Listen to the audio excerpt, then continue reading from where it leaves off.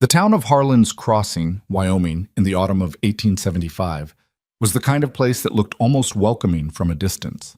There was a water tower. There were hitching posts in front of 3 different establishments. There was a church with a white-painted steeple that caught the late afternoon light and held it like a promise. Eleanor Hartwell walked toward it carrying her daughter and a canvas bag with a broken strap. The baby. She'd named her Clara, quietly, in the back of the wagon, without asking anyone's permission, was asleep against her shoulder. 11 days old, small enough that Eleanor could feel her heartbeat through the blanket. The bag held 2 dresses, 1 pair of stockings with a hole in the left heel, a comb missing 4 teeth, and 31 cents in mixed coin. She'd counted it 3 times during the ride because counting gave her something to do with her hands besides shake. The road into Harlan's Crossing was unpaved and rutted, and Eleanor's shoes, decent shoes once before the last several weeks, were not made for this kind of walking. She felt the blisters on her left heel open up around the time she passed the water tower, and she kept walking because there was no alternative to walking. She told herself, find work first, find a place to sleep second, everything else after that. It was a reasonable plan. She was a reasonable person. She had been, anyway, before the specific sequence of events that had deposited her on this road with a newborn and 31 cents. The first establishment she came to was a general goods store. The window was dusty, but stocked.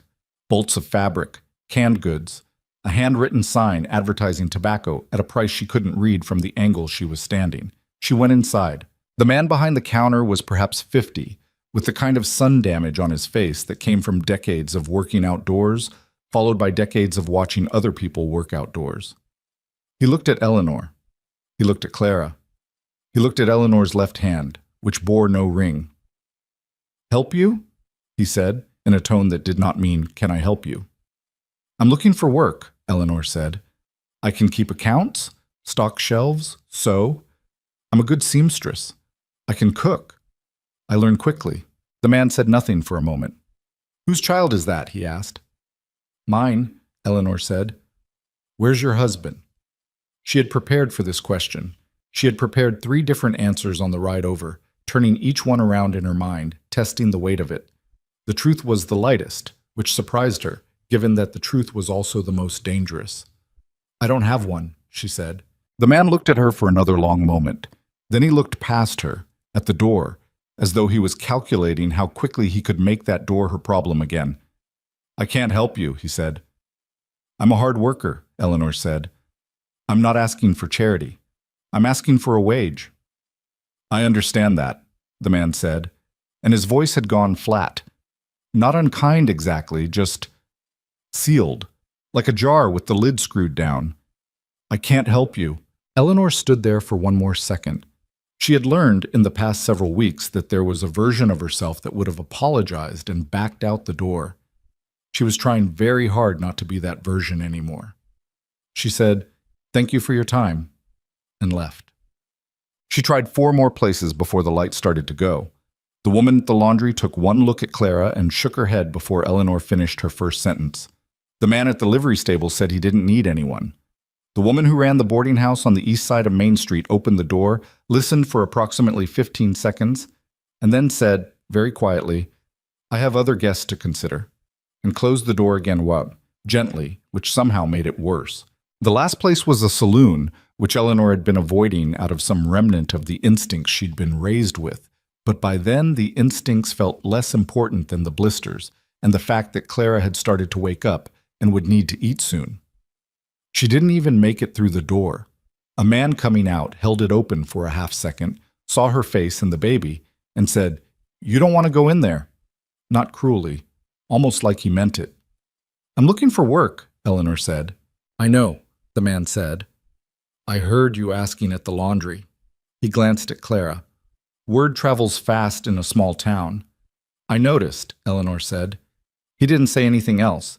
He let the door fall shut and went his way, and Eleanor stood on the boardwalk and looked at the street, which was emptying out now as the sun dropped behind the ridge. She found a spot between the back wall of the laundry and a storage shed where the wind didn't reach, and she sat down with her back against the warm wood. The laundry kept its boilers running late, and she fed Clara, and she thought about what she was going to do. 31 cents.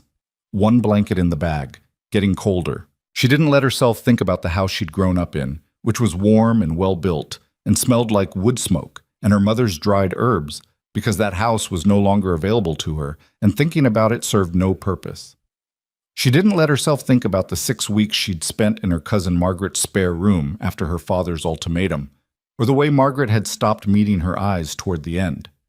She didn't let herself think about Edmund Hargrove, who had made promises in a warm barn on a summer night, and then, when the consequences of those promises became evident, had denied making any promises at all. She thought instead about Clara, who was eating with the focused, furious concentration of someone who had been doing this for 11 days and considered herself an expert. Eleanor looked at her daughter's face, round and red and absolutely without concern, and felt something clarify inside her chest. Not hope, exactly. More like purpose. Less comfortable than hope, but more reliable. "You're going to be fine," she told Clara silently. "I don't know how yet, but you are going to be fine." Clara finished eating and fell asleep again immediately, with the efficiency of the very young and the very old. Eleanor sat there until the laundry's boilers cooled and the wall behind her stopped being warm. Then she got up, picked up her bag, and started trying to figure out where she was going to sleep.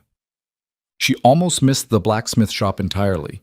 It was set back from the main street, on a narrow lane that ran parallel between two larger buildings, and the forge had been banked for the night, so there was no glow from it, no sound of hammering. What she noticed was the light from the window at the back, an attached room or a small building behind the shop, steady and yellow, a lamp burning. She almost didn't knock. She'd been told no enough times today that her hand hesitated before she made a fist, and she stood there in the dark lane for a moment, just feeling the weight of Clara against her chest and the specific exhaustion of a day spent being turned away. Then she knocked. For a long moment, nothing happened. Then there was movement behind the door, unhurried, which she took to mean whoever was inside was not alarmed, just occupied, and the door opened. The man who opened it was tall in a way that seemed less like a physical fact and more like a byproduct of the way he stood, straight, without apology, like someone who had decided at some point that he was going to take up exactly as much space as he occupied and not apologize for it either way. He was perhaps 30 or somewhere close to it, with dark hair that needed cutting and a jaw that hadn't been shaved in 3 or 4 days. His hands, she noticed, were the hands of someone who worked iron for a living, scarred at the knuckles, thick through the palm, with old burns marking the backs of his fingers. He looked at her. He looked at Clara. He looked at the bag with the broken strap. His expression did not change. "It's late," he said. "I know," Eleanor said. "I apologize for the hour." He waited. "I'm looking for a place to sleep," she said. "Not charity. I can work. I can cook. I can keep accounts. I can do whatever needs doing. I have a child, and I have 31 cents, and I have nowhere to go tonight, and I have been turned away from every other establishment in this town." She stopped. She had promised herself she would not beg. She was not begging. She was stating facts. "I'm asking for shelter for one night, and I will work for it." The man looked at her for a long moment. Behind him, she could see the room, a table with a half-eaten meal on it, a chair, a lamp on a shelf, a cot in the corner that suggested this was where he lived as much as worked. Simple. Clean, more or less. A single man's space. "You're not from here," he said. "No." "How long you been in town?" "Since this afternoon." He looked at Clara again. "How old is she?" 11 days? Something moved across his face that she couldn't name. Not pity. She'd seen enough pity today to recognize it. And this wasn't that. More like calculation, or some kind of internal negotiation happening behind his eyes. "My name's Rowan Mercer," he said. "I'm the blacksmith." "Eleanor Hartwell." He stepped back from the door. Not much. Just enough to make the invitation clear, if she chose to take it. She took it. He didn't have much to offer in the way of hospitality, and he said so plainly, which she appreciated. There was the cot, which he told her she could have. He'd slept in the shop before and could again. There was a half a loaf of bread, a bit of salt pork, and some dried beans he could put on to soak overnight. The stove in the back room still held some heat. There was a water barrel outside that was reasonably clean. It's not much, he said. It's more than I had an hour ago, Eleanor said. She sat at his table and ate what he put in front of her without embarrassment, because embarrassment was a luxury, and she had already been divesting herself of luxuries at a considerable pace. Clara slept through the meal, which Eleanor took as a blessing. Rowan ate standing up, leaning against the wall near the stove, because he'd apparently given her his chair as well as his cot, without making a point of it. You work for Hartwell Timber? He asked. Up near Crestfield? She looked up from her plate. He's my father. Rowan nodded slowly, like this answered a question he hadn't asked yet. He put you out, Rowan said. Not a question. Yes. Because of her, he said, nodding toward Clara. Yes. He was quiet for a moment, pushing food around his plate. That's his right, I suppose, he said, and she tensed. And then he said, and it's also a rotten thing to do to your own blood. He said it matter-of-factly, the way you might comment on the weather, and she relaxed again. Yes, she said. It is. You got any other family? A cousin in Millhaven. She got tired of the situation after about 6 weeks. Rowan said. They ate in silence for a while. Clara made a small sound in her sleep, and Eleanor's hand moved automatically to the blanket, checking without looking. The baby settled. I wasn't lying about working, Eleanor said. Whatever you need done. I can cook. Actually cook, not just warm things up. I can clean, I can mend, I can do whatever accounts need keeping. I'm not looking for charity. Didn't think you were, Rowan said. Some people have an easier time saying yes if they think someone's desperate enough not to argue about the terms, Eleanor said. I'm desperate. I'm not too proud to say that, but I'll argue about terms anyway. The corner of his mouth moved. Not quite a smile. Something adjacent to one. Terms are simple, he said. You do the cooking and the cleaning, keep the books if there are any. There aren't many. And I'll give you the room and a small wage. Enough to keep you and her. He glanced at Clara. Until you find something better. What about what the town thinks? Eleanor said. What about it? You've been here long enough to know that by tomorrow morning, everyone in Harlan's Crossing will know exactly what your situation is and who's sleeping in your back room. That's going to cost you. Rowan looked at her steadily. You worried about my reputation or yours? Yours, Eleanor said. Mine's already spent. He thought about that for a moment. Then he said, I've been working iron for 12 years. Anyone who wants to find someone else to shoe their horses in this county is welcome to ride 40 miles. He picked up his plate and carried it to the wash basin. Go to sleep. You look like you're about to fall off that chair. She almost argued. She was too tired to argue. She said, thank you, and meant it in the plain, unornamented way that she had come to prefer. Don't thank me yet, he said. Wait and see how the work goes. She woke before dawn because Clara woke before dawn. This was the nature of 11-day-old children, Eleanor had learned. They operated on schedules that bore no relationship to the human experience of time. And she lay in the unfamiliar dark of Rowan Mercer's back room and listened to the quiet. It was a different quiet than she'd had in weeks. Not the silence of her cousin Margaret's house, which had felt increasingly like the silence of someone waiting for her to leave. Not the silence of the wagon bringing her here, which had been loud with everything her father hadn't said. This was just the ordinary quiet of a building at night, wood contracting in the cold, the distant sound of something, a horse maybe, or the wind, moving past on the lane outside. She fed Clara in the dark and thought about what came next. The town had already closed its doors to her. That was clear enough.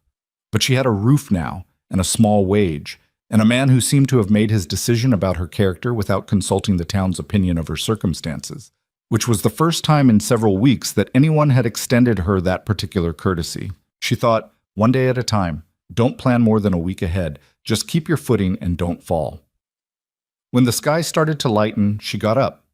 She found the stove and figured out its workings. Different from her mother's, but a stove was a stove. And by the time she could hear Rowan moving in the shop next door, there was coffee heating, and the bread she'd found was sliced and toasting on the iron pan. He came through the door between the shop and the back room, stopped when he smelled the coffee, and looked at her for a moment. You didn't have to, he started. Terms, she said. Cooking is part of it. He sat down. She gave him coffee and toast and didn't make it a moment, and he received it the same way, practically without comment. And she thought that might be the first thing she'd figured out about Rowan Mercer. He was uncomfortable with gratitude, same as she was. They were going to get along fine on that score, at least. The town made its opinion known within the week. She had expected it. She'd tried to prepare for it. She discovered, as most people eventually do, that you can't fully prepare for the specific sensation of walking into a general store and watching conversations stop, or the experience of having a woman look through you like you're made of glass, or the particular silence that falls when you enter a space and someone deliberately turns away. It wasn't everyone. That was the thing she held on to. The woman who ran the dry goods store on the corner, a large, no-nonsense woman named Cora Dillard, who wore her gray hair pulled straight back and had no visible patience for anyone's foolishness, including her own, gave Eleanor the same brusque, business-like service she apparently gave everyone. No warmth, but no cruelty either, just commerce conducted on equal terms. And there was the doctor's wife, Mrs. Paris, who stopped Eleanor on the street one afternoon and asked to see Clara, and held the baby with the practiced ease of someone who'd raised several children, and said, "Healthy, looks like. You eating enough?" Eleanor said she was. Mrs. Paris said, and handed Clara back and walked on. And Eleanor didn't know what to make of it except that she filed it away under not everyone. But the majority was not Cora Dillard or Mrs. Paris. The majority was the woman at the laundry who'd turned her away on the first day, who now gathered her skirt slightly when Eleanor passed, as though proximity itself was a risk. The majority was the men at the hardware store who talked over her head when she came in to buy supplies for Rowan. The majority was the children who repeated what they'd heard at home with the innocent cruelty of children, calling after her on the street once when she was carrying Clara. She'd kept walking, kept her face forward, kept going. She cried about it once, in the back room at night when Clara was asleep. She let herself have about 10 minutes of it, and then she washed her face and went to bed, because she'd found that grief had a way of expanding to fill whatever space you gave it, and 10 minutes was all she could afford. The work helped. Rowan had been living like a man who had given up on most non-essential comforts. His ledger, such as it was, which was not very, consisted of scraps of paper with numbers on them that he could probably interpret and nobody else could. His meals before Eleanor arrived had apparently been whatever was least difficult to produce: salt pork, boiled things, bread when he remembered to buy it. She organized the ledger into something legible within the first 3 days. It was a simple enough business: blacksmithing, horseshoes, repairs, custom ironwork, some farm equipment, and the numbers weren't complicated. They'd just been kept in a way that made them look complicated. She showed him what she'd done, laying the new ledger book open on the workbench between them one evening. "You were owed $11 from the Kellerman farm," she said, pointing. "They haven't paid it." Rowan looked at the entry. "That's from May." "I know. Do you want me to write them a note?" He was quiet for a moment. "Kellerman's had a hard year." "A hard year that included 2 new horses being shod," Eleanor said. "In May, apparently." "He'll pay when he can," Rowan said, and that was the end of it, though Eleanor wrote the entry in pencil so it could be updated without looking wrong later. She learned his rhythms without meaning to. The way he worked from before dawn to mid-afternoon and then stopped. Not because he was tired, but because the light in the shop went bad after 3 o'clock. The way he ate the same breakfast every morning without apparent concern that it was always the same. The way he talked to horses, briefly and seriously, like he was giving them information they needed and trusted them to use it. She also learned that he didn't ask questions. Not as a rule he was following, just as how he was. He'd asked her 3 questions the first night and not many more since, which meant she wasn't required to perform the story of herself for him on any kind of schedule, and that was a relief she hadn't known she needed. Clara grew. That was the other thing she tracked, alongside the ledger and the rhythms of the shop. 4 weeks old, 5 weeks. She fit differently in Eleanor's arms each time, Eleanor noticed. Heavier through the middle, more alert, her eyes tracking light and movement with increasing focus. She had been born with a look of fierce concentration, and she kept it. "She looks like she's working through a problem," Rowan said once, watching Clara from across the room during an evening when Eleanor had the baby on the table while she worked on the ledger. "She always looks like that," Eleanor said. "I think she's just thinking." "What's she got to think about?" "Everything," Eleanor said. It's all new to her. Rowan looked at Clara a moment longer. That's a reasonable way to be, he said, and went back to whatever he was repairing. 5 weeks in, Eleanor went to the dry goods store for flour and salt and came home to find a woman she didn't know standing in the lane outside the shop, talking to Rowan. The woman was perhaps 45, well-dressed in the manner of someone who had money and used it specifically rather than lavishly. She had the face of someone who smiled rarely enough that it meant something when she did it, and she was not smiling now. She stopped talking when Eleanor came around the corner and looked at her, and Rowan's face did the thing it did when he was deciding something. "Mrs. Alderton," he said, "this is Eleanor Hartwell. She keeps my books." Mrs. Alderton looked at Eleanor with the focused attention of a person cataloging information. "I see," she said. Eleanor stood her ground and didn't offer anything. She'd learned that offering information too quickly was the same as confessing, and she had nothing to confess that the woman didn't probably already know. "My husband's been considering having you build new hinges for the mill gate," Mrs. Alderton said to Rowan.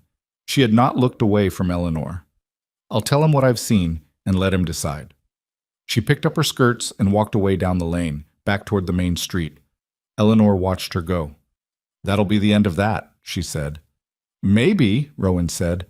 He picked up the canvas bag she was carrying and took it inside, which was not something he usually did. The Alderton job came through 6 days later. Eleanor wasn't sure what to make of that, but she wrote the order in the new ledger book and told herself, 1 day at a time, petit. The thing about Harlan's Crossing that Eleanor came to understand over the first 2 months was that the town's disapproval was not monolithic.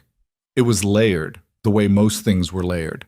Some people who actively disapproved, some who disapproved because they thought they were supposed to, some who were genuinely indifferent but performed disapproval in public because it was easier than not, and a small number who were waiting to see what she was before they made any decision.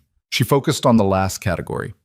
She brought the blacksmith's accounts into order and started tracking his materials costs against his labor in a way that showed him, when she spread the pages out one evening, that he was undercharging for 3 categories of work and overcharging, slightly, for 1. "I'm not undercharging," he said, frowning at the pages. "You're giving Kellerman a discount he doesn't know you're giving him," Eleanor said, "and the livery stable, and anyone who brings you a repair job that takes more than 2 hours. It's a fair price." "It's less than fair to you," she said. "I'm not saying you have to change it. I'm saying you should know what you're doing." He looked at the pages for a while. "Where'd you learn to do this?" "My father's house," she said. "I kept his accounts from the time I was 15. He just didn't pay me for it." Rowan was quiet for a moment. "He's a fool," he said, in the same tone he might say the weather's changing. "He'd disagree with that assessment," Eleanor said. "Most fools do," Rowan said, and got up to put more wood on the fire. Oops. The first time someone was openly rude to her within earshot of Rowan, she watched him for about half a second to see what he'd do. They were at the general store, the one that had turned her away on the first day, whose owner, Mr. Baxter, had since managed to develop a grudging willingness to take her money. And a woman Eleanor knew by sight, but not by name, had come in while Eleanor was at the counter. The woman had made a point of stepping around Eleanor as though the air immediately around her might be contaminated, and had said something to Mrs. Baxter at the far end of the counter, not loudly, not to Eleanor's face, but not particularly quietly either, about the town's standards being in a sad state. Eleanor had kept her eyes on the flour she was buying and kept her face still. Rowan, who had come in behind her to pick up something he'd ordered, looked at the woman without expression and said, "Mrs. Crane?" Just her name, nothing else. Like he was acknowledging her existence precisely once and then moving on. Mrs. Crane looked at him, seemed to want to say something, and then looked away. "Ready?" Rowan said to Eleanor. "Yes," she said. They went out. Eleanor didn't mention it. Rowan didn't either. But she noticed the way he'd positioned himself. Not in front of her, not making a statement, just present. There if needed. She hadn't asked him to do that. He'd done it because he'd decided to. She filed that away too. By the 3rd month, she had a system. She rose before Rowan, had the coffee on when he came through, kept the accounts updated daily. She took Clara to the dry goods store on Wednesdays when Cora Dillard was likely to be minding the counter rather than her assistant, who had the habit of making one pointed comment per visit that Cora Dillard would not have permitted. She took the ledger to the bank twice a month to make deposits from Rowan's account, and she had learned the route that avoided the section of boardwalk in front of the milliners, where Mrs. Crane and her circle had a habit of gathering in the afternoons. She was surviving. It was not the same as thriving, and she knew the difference, but it was something to stand on. Clara, at 3 months, had developed opinions about things. She objected to being put down when she wanted to be held. She approved of movement, particularly the rocking motion Eleanor had developed without meaning to, a slow shift of weight from foot to foot that she found herself doing even when her hands were empty. She had Rowan's attention and seemed to have decided this was acceptable, studying his face with her usual fierce concentration when he came near. "She's watching you," Eleanor said one evening. "I know," Rowan said. He was at the work table across the room, cleaning something. He didn't look up from what he was doing. "She does that to people she's trying to figure out," Eleanor said. What she concluded. "I don't know. She hasn't told me yet." Rowan looked up then, across the room at Clara, who was regarding him from Eleanor's arms. "You'll let me know when she does?" he said. "Of course," Eleanor said. She didn't know, that particular moment, looking at him across the room and watching the way Clara watched him back, exactly what she was feeling. She knew what it wasn't. It wasn't what she'd felt for Edmund Hargrove, which had been a feeling she now recognized as having more to do with the desire to be wanted than with anything like actual knowledge of the man. This was something quieter and more complicated, the kind of feeling you don't name right away because naming it might change it. So she didn't name it. She just let it be what it was. The letter from her father arrived on a Tuesday in November, which was 4 months after Eleanor had walked into Harlan's Crossing carrying 31 cents and everything she owned. She saw the Hartwell seal on the envelope before she saw anything else, and her stomach did something complicated. She opened it standing at the table, Clara on the floor beside her on the blanket she'd started putting down so the baby could look at the ceiling. "Eleanor," it read, "no salutation, because her father did not do salutations. I have been informed by several parties of your current situation and living arrangements. You will understand that this reflects poorly upon the family name, and I expect you to remedy it. I am prepared to discuss terms of return if you are prepared to demonstrate appropriate remorse for the situation you created and to make arrangements for the child's placement, which can be handled discreetly." She read it twice. The language was careful and cold and very like her father. He had always been a man who kept his words precise and his emotions somewhere no one could see them, and she had spent 20 years interpreting the weather from the very small changes in his face. Arrangements for the child's placement. She folded the letter and put it in the stove. Clara, on the floor, grabbed at the hem of Eleanor's dress with her small, fierce hand and held on. "I know," Eleanor said. "I know."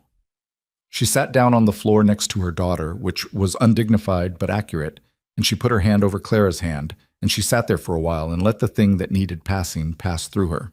When Rowan came in that evening, she was at the table with the ledger open, numbers written in her neat hand. She had made the decision while she was sitting on the floor, and it had settled into her like something finding its place. She was not going back. She was not sending Clara anywhere. Whatever came next, it would be built from here. "All right," Rowan said, the way he sometimes did. Not pushy, just checking. "Yes," Eleanor said. "I had a letter from my father." He waited. "I burned it," she said. He sat down across from her. "What did he want?" "For me to come back," she said. "Without Clara." Rowan was quiet for a moment. His jaw moved just once, the way it did when he was keeping something behind his teeth. "You're not going," he said. "No," Eleanor said. "I'm not." He nodded. "Good," he said, and that was the whole of it. That night, after he'd gone back through to the shop and she was putting Clara down, Eleanor thought about the word good. Not "that's wise" or "you're right" or "I can't blame you," all of which would have been responses to her story, to the situation, to the drama of it. Just good. A response to her decision, her, not the circumstances. She thought, "I think I might be all right here." It wasn't hope. It was more like the first solid ground she'd found in a long time. The kind you test carefully before you trust your weight to it, but that holds when you do. She put Clara down and watched her daughter's hands open and close in sleep, the small, fierce grip releasing into something like peace. And she thought, one more day. That's all you have to do. One more day. She blew out the lamp. Outside, the Wyoming night settled in, cold and indifferent and absolute. Inside the back room of a blacksmith shop, Eleanor Hartwell listened to her daughter breathe and decided, without dramatics, without fanfare, with the plain and stubborn conviction of a woman who had already survived more than she'd expected, that she was going to be here a while longer. The town could think what it liked. She had work to do. The letter had burned in under a minute. Eleanor had watched it go. The careful script, the Hartwell seal, the particular coldness of her father's handwriting, and she had felt something loosen in her chest that she hadn't known was still pulled tight. Not relief exactly. More like the cutting of a rope she'd been dragging behind her without realizing how much weight it carried. December came to Harlan's Crossing the way it always came to Wyoming, without apology and ahead of schedule. The temperature dropped 15 degrees in 2 days, the sky turned the color of old iron, and the first real snow came down on a Thursday morning while Eleanor was at the stove and Clara was on the floor trying to get her fist into her mouth with the concentration of someone solving a complex problem. She heard Rowan come in from the shop, stamp the snow off his boots, and stop. "You need better wood," he said. "I know," Eleanor said. "I've been managing. I'll get more today." "You don't have to." "I know I don't have to," he said, and that was the end of that. He brought 2 cords of wood stacked against the side of the building before noon, and she didn't thank him because he'd told her once, in so many words, that he didn't need thanking for things that needed doing, a philosophy she found so compatible with her own that she had never questioned it. What she did instead was make a proper stew that evening, with the potatoes she'd bought from Cora Dillard's store and the salt beef that had been sitting in the brine crock since November, and she put it on the table when Rowan came in and let the meal speak for itself. He sat down, ate half the bowl before he said anything, and then said, "That's better than anything I've had since Abilene." "When were you in Abilene?" she asked. 8 years ago, he said. "What was there?" He thought about it. "A woman who could cook," he said, and went back to eating. And she didn't push because she'd learned that Rowan Mercer offered information the way he charged for his work, at a rate that suited him, not necessarily the person asking.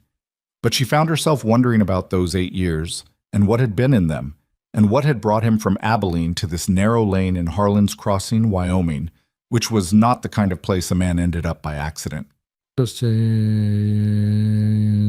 January brought 2 things: a cold that settled into the bones of the building and wouldn't leave, and a new family to the south edge of town. The Vance family, a man named Gideon Vance, his wife, their 3 children, and an elderly mother who walked with a cane, had purchased a parcel of land about 1.5 miles outside of town and were working to establish a farm.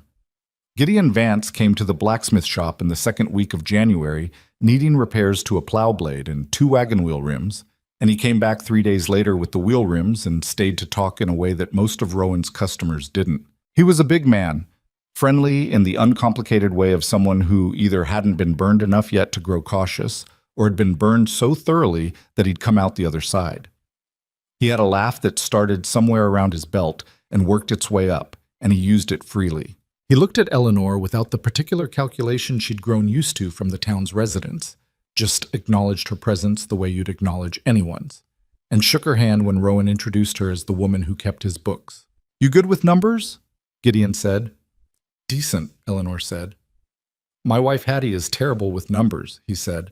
"Always has been. She can make a field bear crops in bad soil, but she can't balance a ledger to save her life." He said this with the cheerful candor of someone who had made peace with his wife's limitations a long time ago and didn't consider them failures, just facts. "If she ever needs help," Eleanor said, "I have some time." "I'll tell her," Gideon said. His wife came 2 weeks later. Hattie Vance was a small woman who moved fast and talked the same way. Quick, purposeful, no wasted motion in anything she did. She looked at Clara, who was by then nearly 5 months old and had developed a personality that Eleanor could only describe as decided, and said, "Oh, she's got opinions," in a tone of pure approval, and that was the beginning of something. Hattie Vance did not care what the town thought about Eleanor Hartwell. It wasn't that she was unaware of the town's opinion. She'd heard it, Eleanor suspected, from any number of people. It was that she'd apparently assessed it and found it irrelevant to her own priorities, which were practical and immediate and didn't include social performance. She started coming to the shop on Fridays when Rowan was usually at the Alderton Mill, and she and Eleanor would sit at the table with the ledger and a pot of coffee and work through whatever numbers Hattie had accumulated during the week. It was the first thing that felt to Eleanor like friendship, not the tentative, conditional kind she'd had with her cousin Margaret, always slightly contingent on what Eleanor would cost her. Just a woman sitting across a table from her and talking straight. "How long have you been here?" Hattie asked one Friday in February, while she was copying figures into the small book Eleanor had set up for the farm accounts. "About 6 months," Eleanor said. "How long are you staying?" Eleanor considered the question. "I don't know," she said. "I hadn't planned further than the next problem." Hattie looked at her. "What's the next problem?" "Spring," Eleanor said. "Clara's going to want to move around soon and the back room isn't big enough." "And what's after that?" "Clara walking," Eleanor said. "And then after that, where she goes when she walks." Hattie was quiet for a moment, writing. Then she said without looking up, "Rowan Mercer's a good man." "I know," Eleanor said. "Town doesn't deserve to have a say in what he does," Hattie said. "Or what you do. I want to be clear on that." "You are clear," Eleanor said. "Some people aren't," Hattie said. "Some people think the town's opinion is the same thing as the truth. I've never agreed with that." She closed her book and picked up her coffee. Eleanor picked up hers, and they drank in the companionable silence of two people who had arrived at an understanding without requiring it to be stated in full. It was in the third week of February that Eleanor first saw Martin Caldwell. She wouldn't have known who he was, except that she heard his name, Caldwell, spoken in a particular tone by two men on the boardwalk outside Baxter's store, a tone that carried the specific weight of a name that meant something around money. She filed it away without meaning to, the way she'd gotten in the habit of filing things, and thought nothing more of it until the following week when Rowan came in from town with a look on his face that she'd come to understand meant something was bothering him that he hadn't yet decided how to handle. She waited. She'd gotten good at waiting. He sat down at the table and was quiet for almost 3 minutes, which was long even for him. "Caldwell came to see me," he said. "Martin Caldwell," she said. He looked at her. "You know who he is?" "Only the name," she said, from the tone people use when they say it. Rowan was quiet for another moment. "He owns about a third of the property between here and Crestfield," he said, "including the mill the Aldertons think they own outright and don't." "What do you mean?" "Mortgaged," Rowan said, heavily. "It's not common knowledge, but it's not a secret either, if you know where to look." He put his hands flat on the table. "Caldwell wants to put in a new forge on his property. Big operation. Not just horseshoes and repairs, manufacturing, agricultural equipment, tools, fencing hardware. He wants a full shop." Eleanor looked at him. "He wants you to run it." "He wants to hire me, yes." He said it without expression. "Good wage. Better than I'm making here." He said. He stopped. "He said the arrangement I currently have would need to be reconsidered." She understood immediately, and she felt it land in her chest the way a cold thing lands, sharp, then spreading. "He said that directly?" "Not directly," Rowan said. "He said there were certain community expectations that would come with a position like this. He said a man in a visible role had to think about his reputation." He paused. He was polite about it. "They usually are," Eleanor said. She kept her face still. She had gotten very good at this, at holding whatever moved through her behind a surface that didn't show it, not because she was performing composure, but because she'd found that losing composure gave people something to look at instead of having to look at themselves. "What did you tell him?" she asked. "I told him I'd think about it," Rowan said, "which I am." "Think about it," she said. "Eleanor." "No, I mean it," she said. "Think about it. That's a real opportunity." She picked up the ledger and straightened it unnecessarily. "What you have here is small. That's not an insult, it's just the numbers.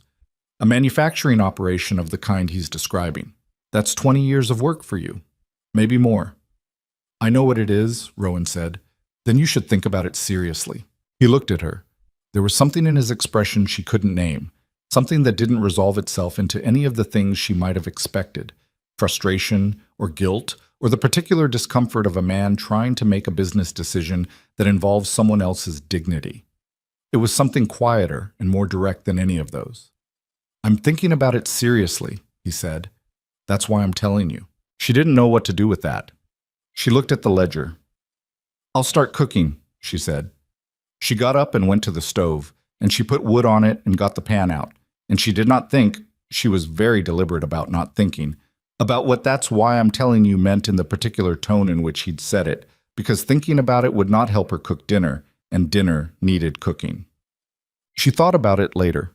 At night, when Clara was asleep and the building had gone quiet, she lay on the cot in the dark and turned it over in her mind with the methodical patience she'd applied to every problem since the road had swallowed her whole 6 months ago. The honest answer, the one she'd been keeping to the edges of her thinking for a while now, was that she was not indifferent to Rowan Mercer in the way that would have made this a purely practical question. She knew what practical felt like, because she'd been living practically for months, and this was not the same thing.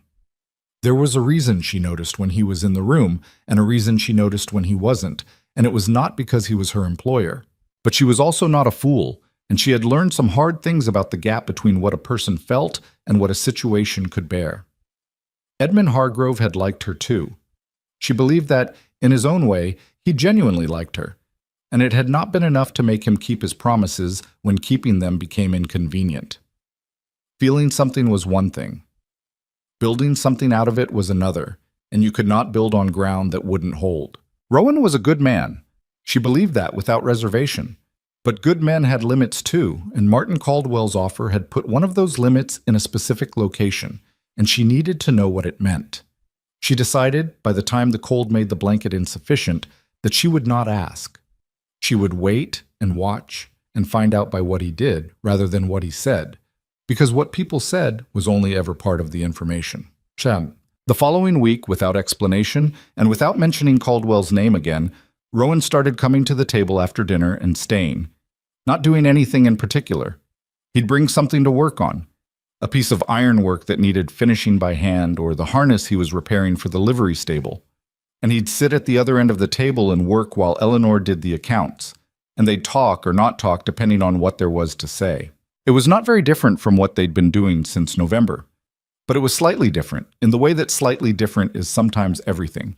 One night he said, out of the middle of a silence, "My father was a blacksmith in Ohio." Eleanor looked up. "That where you're from?"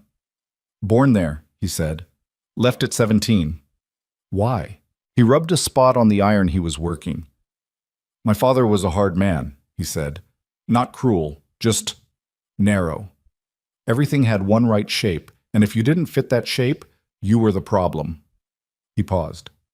"I didn't fit." "What happened to him?" Eleanor asked. "Still there, far as I know," Rowan said. "We don't communicate." She thought about her own father's letter, the specific cold grammar of it. "I understand that," she said. "I thought you might," he said. They went back to what they were doing. After a while he said, without looking up from the iron, "Caldwell came back."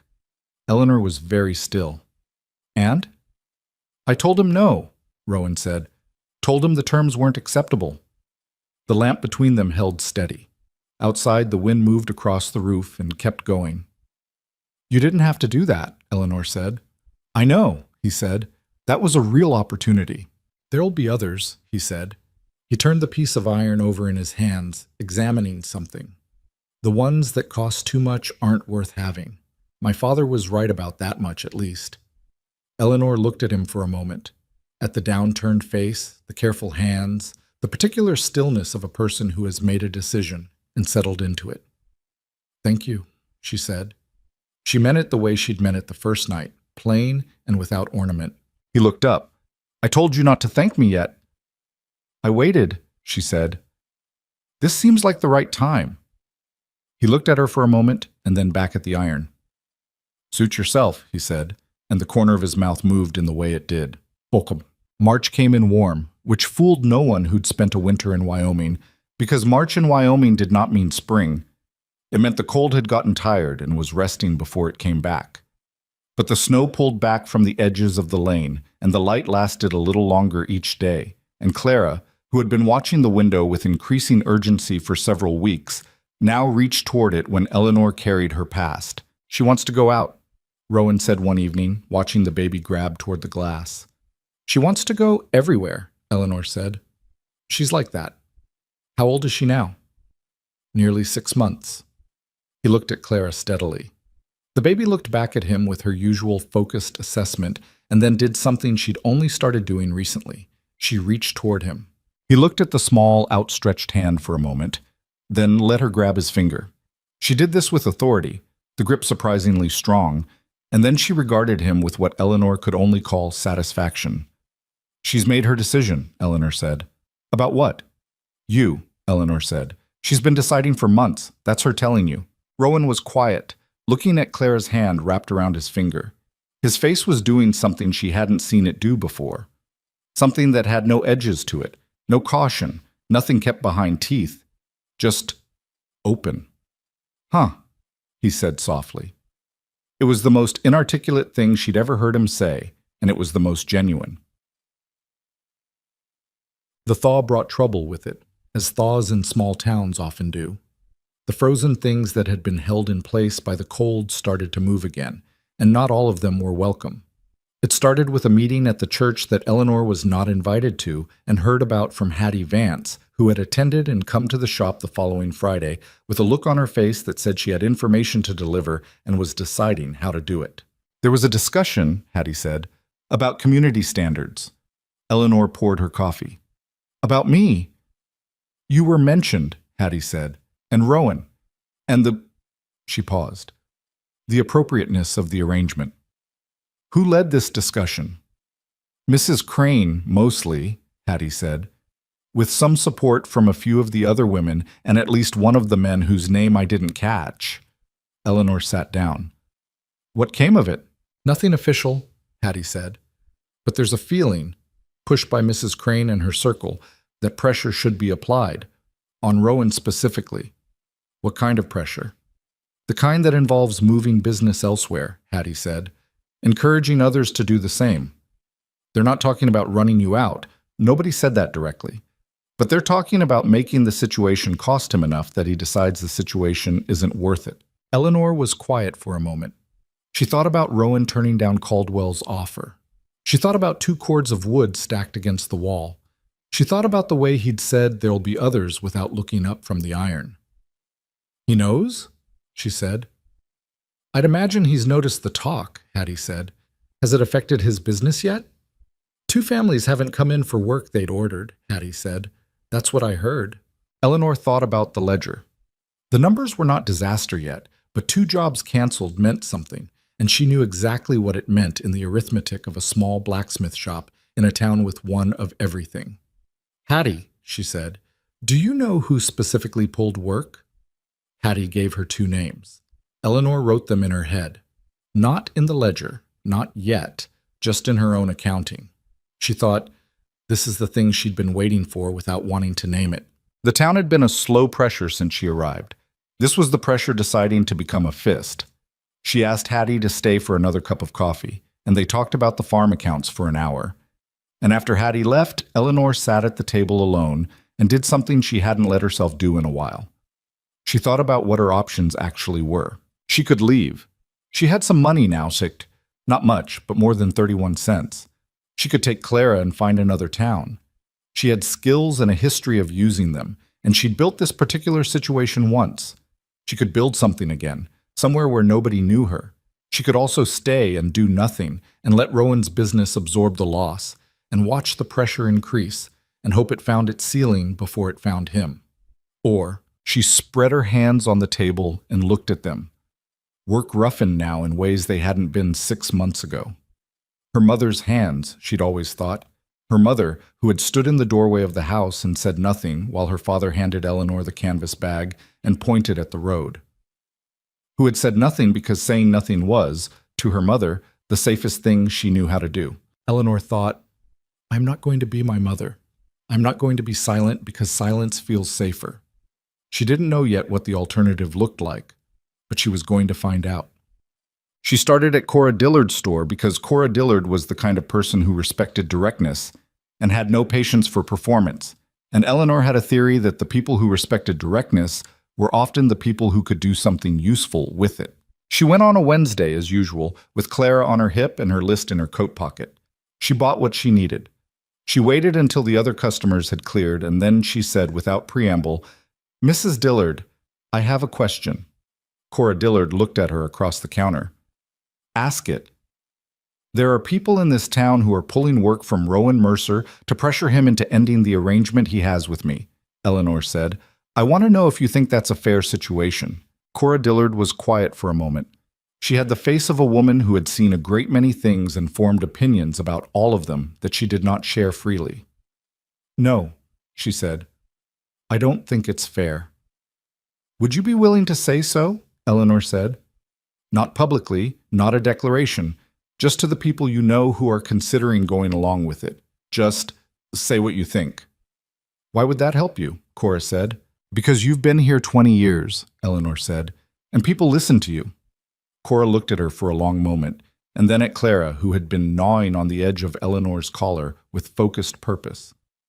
She needs a tooth to come in, Cora said, nodding at Clara. I know, Eleanor said. It's taking its time. Cora was quiet for another moment, then said, I'll think about it. She picked up Eleanor's coins and put them in the till. Don't expect a miracle. I don't, Eleanor said. I've stopped expecting miracles. I'm just looking for people who are willing to say what they actually think.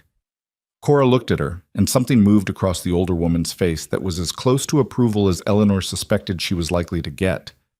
Come back Thursday, Cora said. There's a group of women who take coffee here in the afternoon. Some of them are sensible. Eleanor took Clara and her purchases and walked back to the shop in the thin March sunlight, and she thought, one more day. One more problem solved. One more piece of ground gained. It was not a victory. She knew better than to call it that, but it was a start. And starts were what she knew how to work with. She told Rowan that evening. She told him about Hattie's report, about the 2 canceled jobs, about what she'd done at Cora Dillard's store. She told him plainly, the way she told him most things, because it had turned out, over 6 months of proximity, that plain was the register they both operated in best. He listened without interrupting, which was his way. When she was done, he was quiet for a moment, his hands around his coffee cup. You didn't have to do that, he said. I know, she said, but I wasn't going to let it happen to you without doing something about it. He looked at her. This isn't your problem to fix, he said, and she noticed he said it without heat. Not a rebuke, just a statement. It is, though, she said, because it started with me, and because I'm not a person who sits quietly while someone else pays for the fact of my existence. Rowan was quiet again. He turned the cup in his hands once, a habit she'd noticed he had when he was working something out. The Kellerman farm wants a full gate system, he said. 4 hinges, a crossbar, 2 posts set in iron. It's a week's work. That's good, Eleanor said. They came in today, he said, after the meeting at the church. She understood what he meant. Not just that the Kellermans had brought work, but that they'd brought it after the meeting, as a statement as much as an order. She thought of the Kellerman name in the ledger, the debt from May that Rowan had said he'd pay when he could. Maybe the community's more divided than Mrs. Crane thinks, Eleanor said. Maybe, Rowan said. He set the cup down. Or maybe they're waiting to see what we do. She thought about that, what we do. He'd said it the way you say something that's been a fact for a while, that you just haven't said out loud yet. Then we'd better do something worth watching, Eleanor said. Rowan looked at her, and the corner of his mouth moved, and he said, I suppose we better. And she felt something settle. Not completely, not without rough edges, but settle enough to stand on. Outside, March was doing its uncertain work. The ground was still hard, but things were moving underneath it. Things that didn't need permission and didn't wait for the right season. She washed the dishes. He put out the lamp in the shop. The building went quiet around them, ordinary and small, and theirs in the way that a place becomes yours when you've survived a winter in it together. Clara slept. Tomorrow was its own problem. Cora Dillard's Thursday afternoon coffee gathering was not, by any conventional measure, a dramatic event. 7 women sat around the back room of the dry goods store on mismatched chairs, drank coffee that was too strong and too hot, and talked about the things that 7 women in a small Wyoming town in the spring of 1876 talked about: the price of flour, the condition of the road south of town, whose husband had done something foolish recently, and what could be done about the situation with the blacksmith and the Hartwell woman. Eleanor was not there. She had suggested to Cora that her presence would make the conversation about her rather than about the question. And Cora had looked at her with something approaching respect and said, "That's sensible," which from Cora was approximately equivalent to a standing ovation. Hattie Vance was there.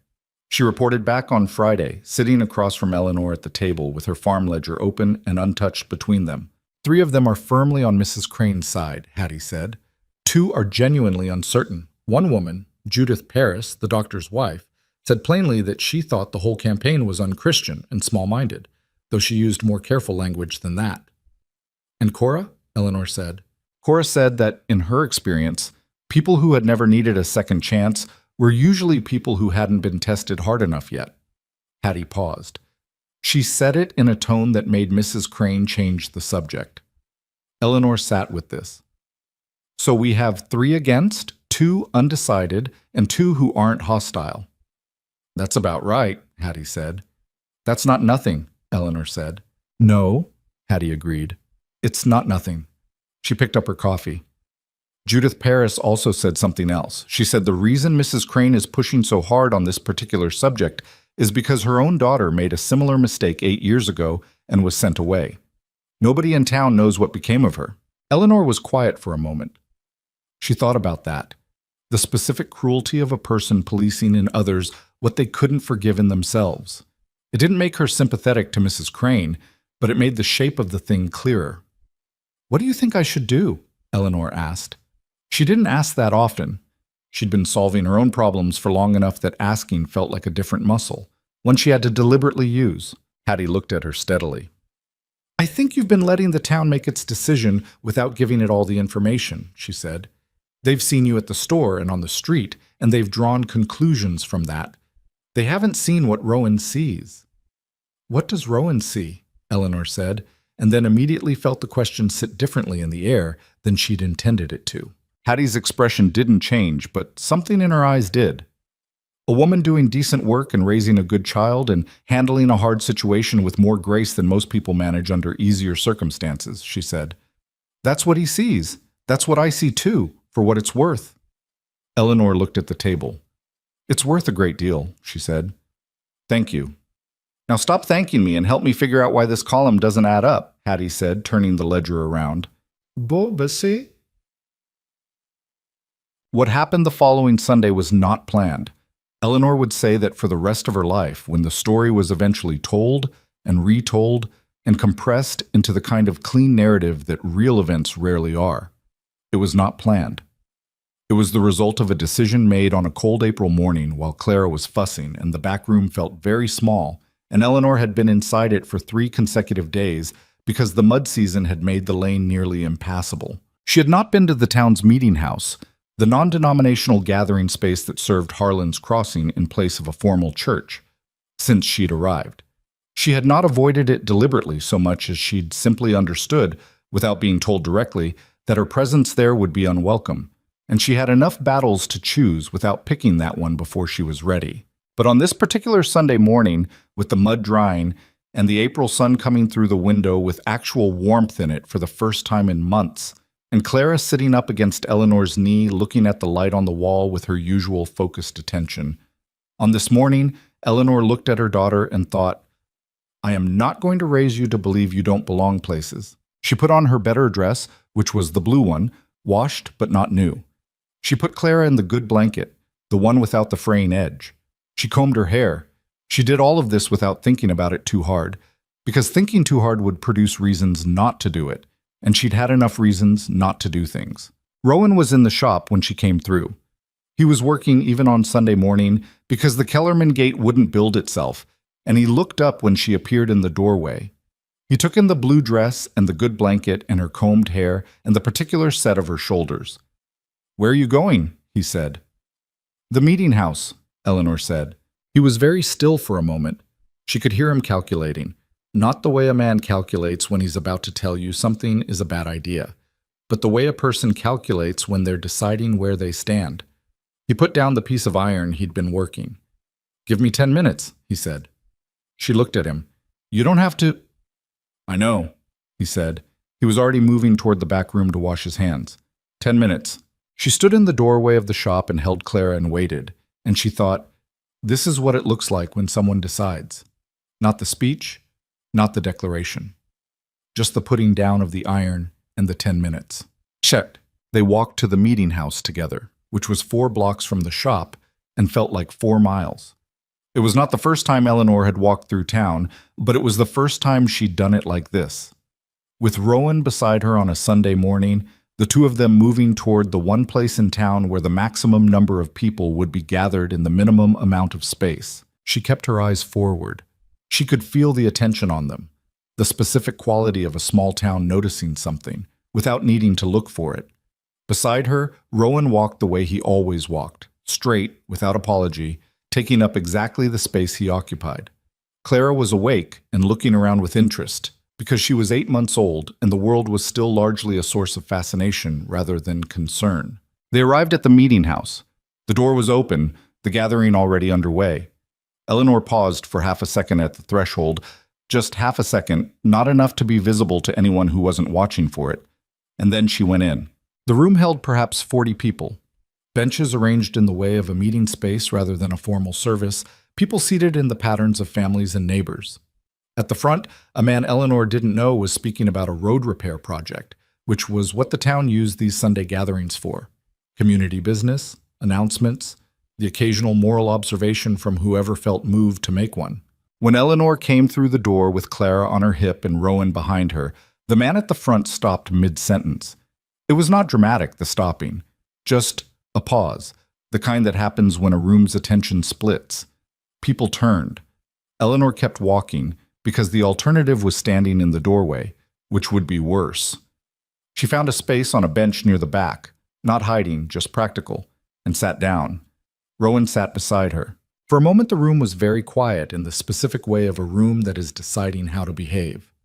Then the man at the front cleared his throat and continued talking about the road repair, and the room exhaled, and whatever was going to happen next got deferred.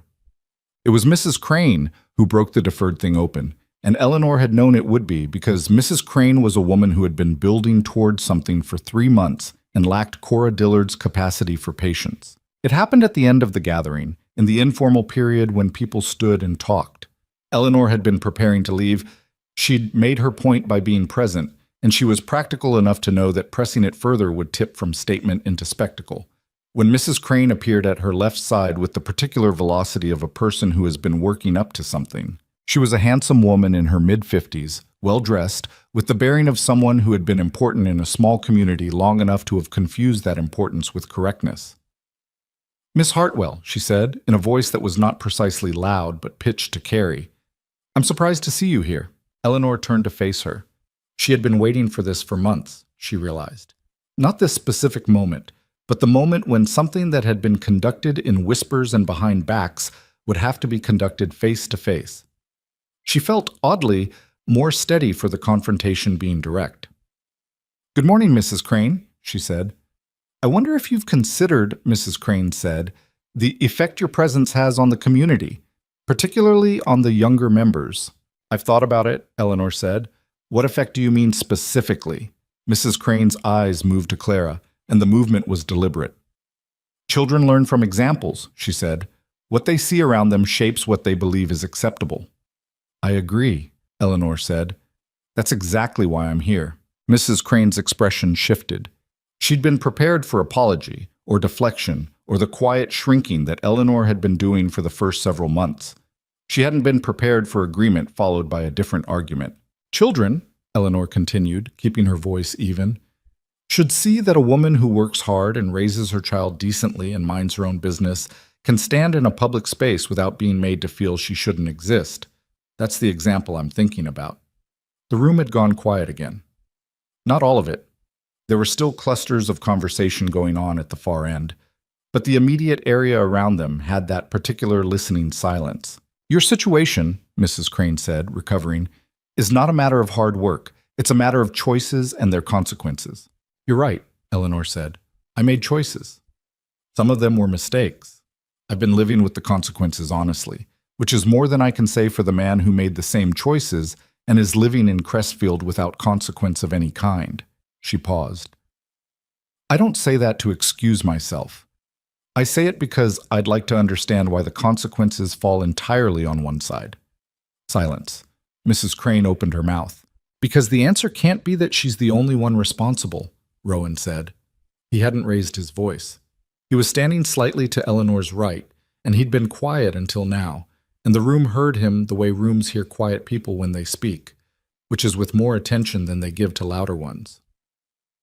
Two people made a decision. One of them is standing here with her child. The other one is nowhere to be found. If this town has a standard to uphold, I'd like to know why that standard only applies to her. Mrs. Crane looked at Rowan. Something moved across her face. Not quite shame, because shame is a complicated thing to arrive at quickly, but something in that direction. Something that looked like a thought that hadn't occurred to her before and was now inconveniently present. Your involvement in this situation, Mrs. Crane said to Rowan, more quietly now, has been noted with concern. I know it has, Rowan said. I've been watching my concern notes pile up all winter. The Kellerman family doesn't seem to share your concern. Neither does the Vance family. Neither does Cora Dillard. He said the names in the same matter-of-fact way he said most things. I'm a grown man and I've made my decisions. I'm not asking for approval. It was Judith Paris, the doctor's wife, small and gray-haired, standing near the window, who said, clearly enough to be heard by the section of the room that was listening, I think Rowan Mercer is right. She said it the way you say something you've been thinking for a while and have decided is worth the cost of saying. And I think we've spent a great deal of energy on a subject that is, at its root, none of our collective business. Mrs. Crane looked at Judith Paris. Then she looked at Eleanor, and then at Clara, and something in her face went through several expressions that Eleanor couldn't fully read from the outside. A complicated interior weather. Then she said, stiffly, I'll leave you to it, and walked away. It was not an apology, it was not a concession, but it was a retreat, and retreats have their own meaning.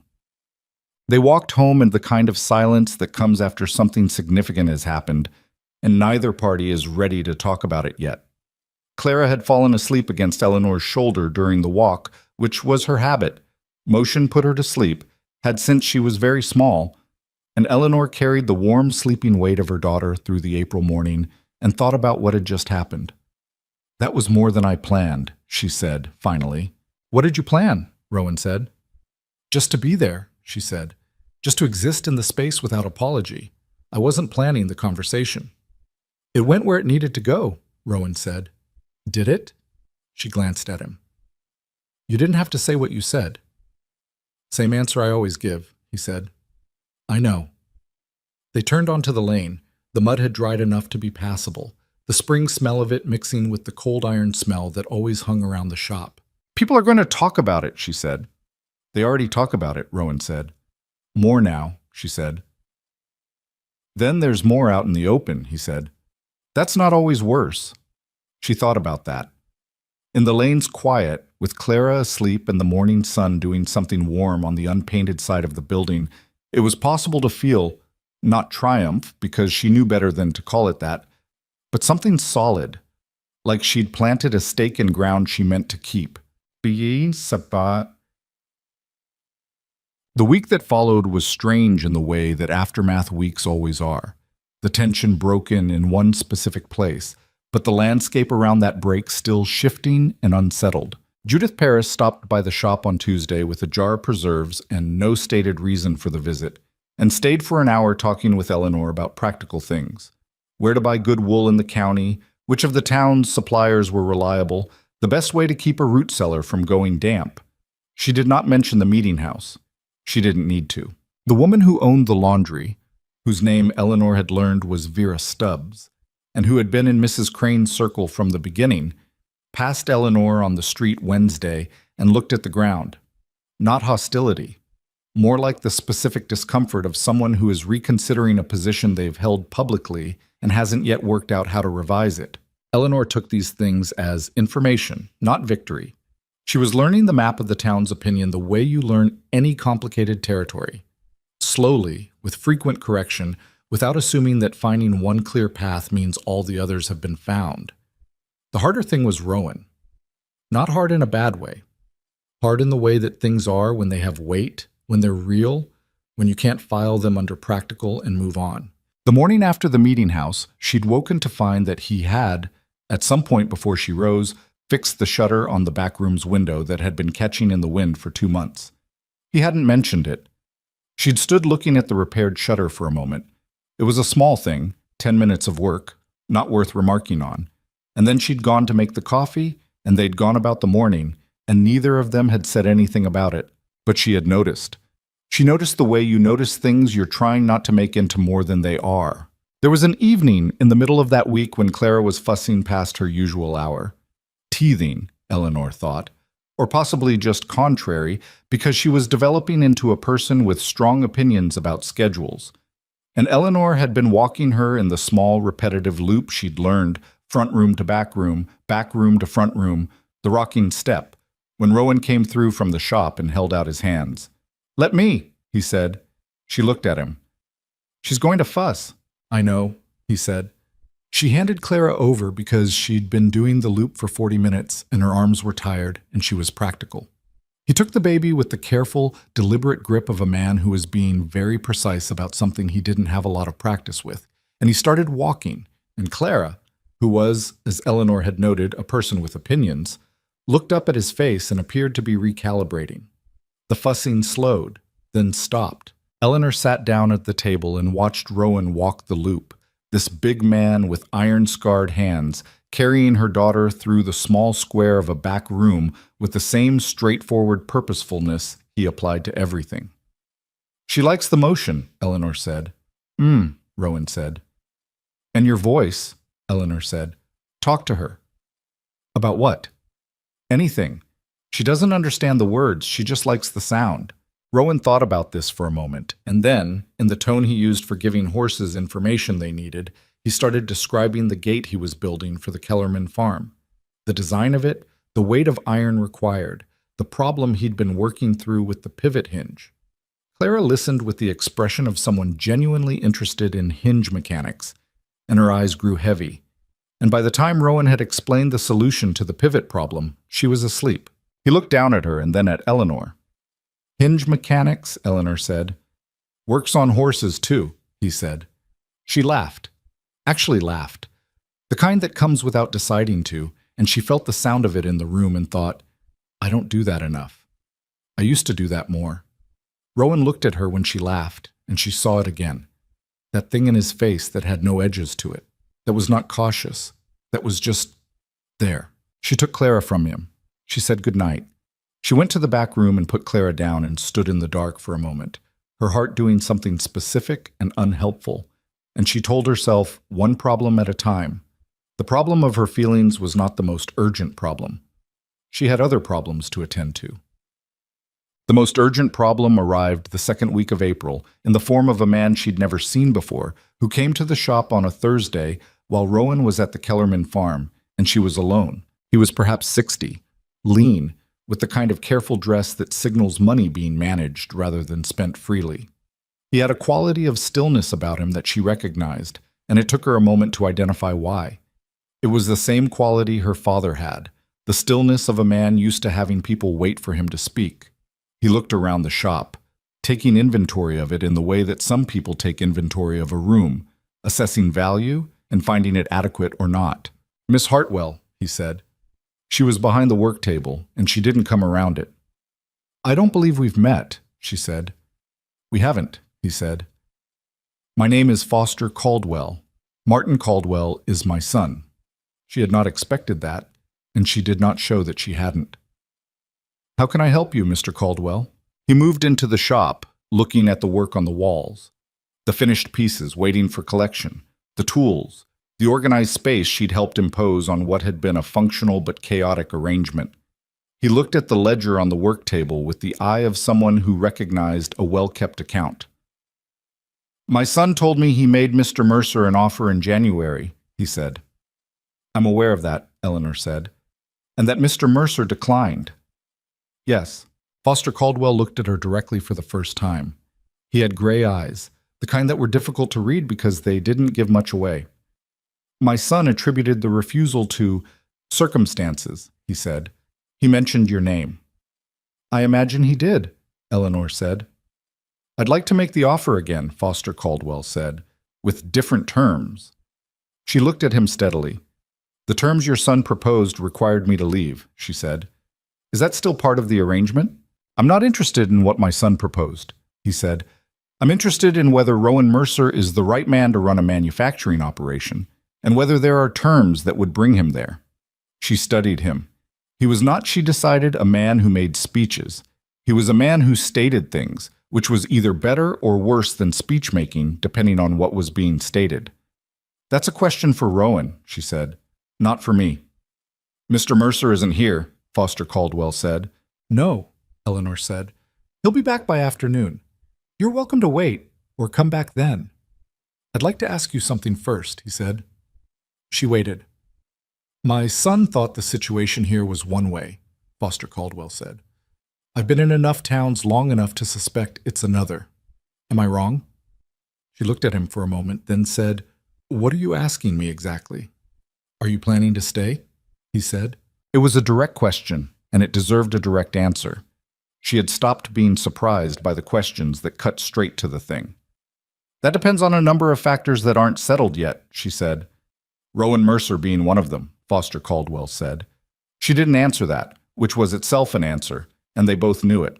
My son is a good businessman and a poor judge of character, Foster Caldwell said, with the flat candor of a man who had made peace with his child's limitations. He sees obstacles. I see arrangements. He picked up his hat from the bench where he'd set it. Tell Mr. Mercer I'll come back Thursday. He left.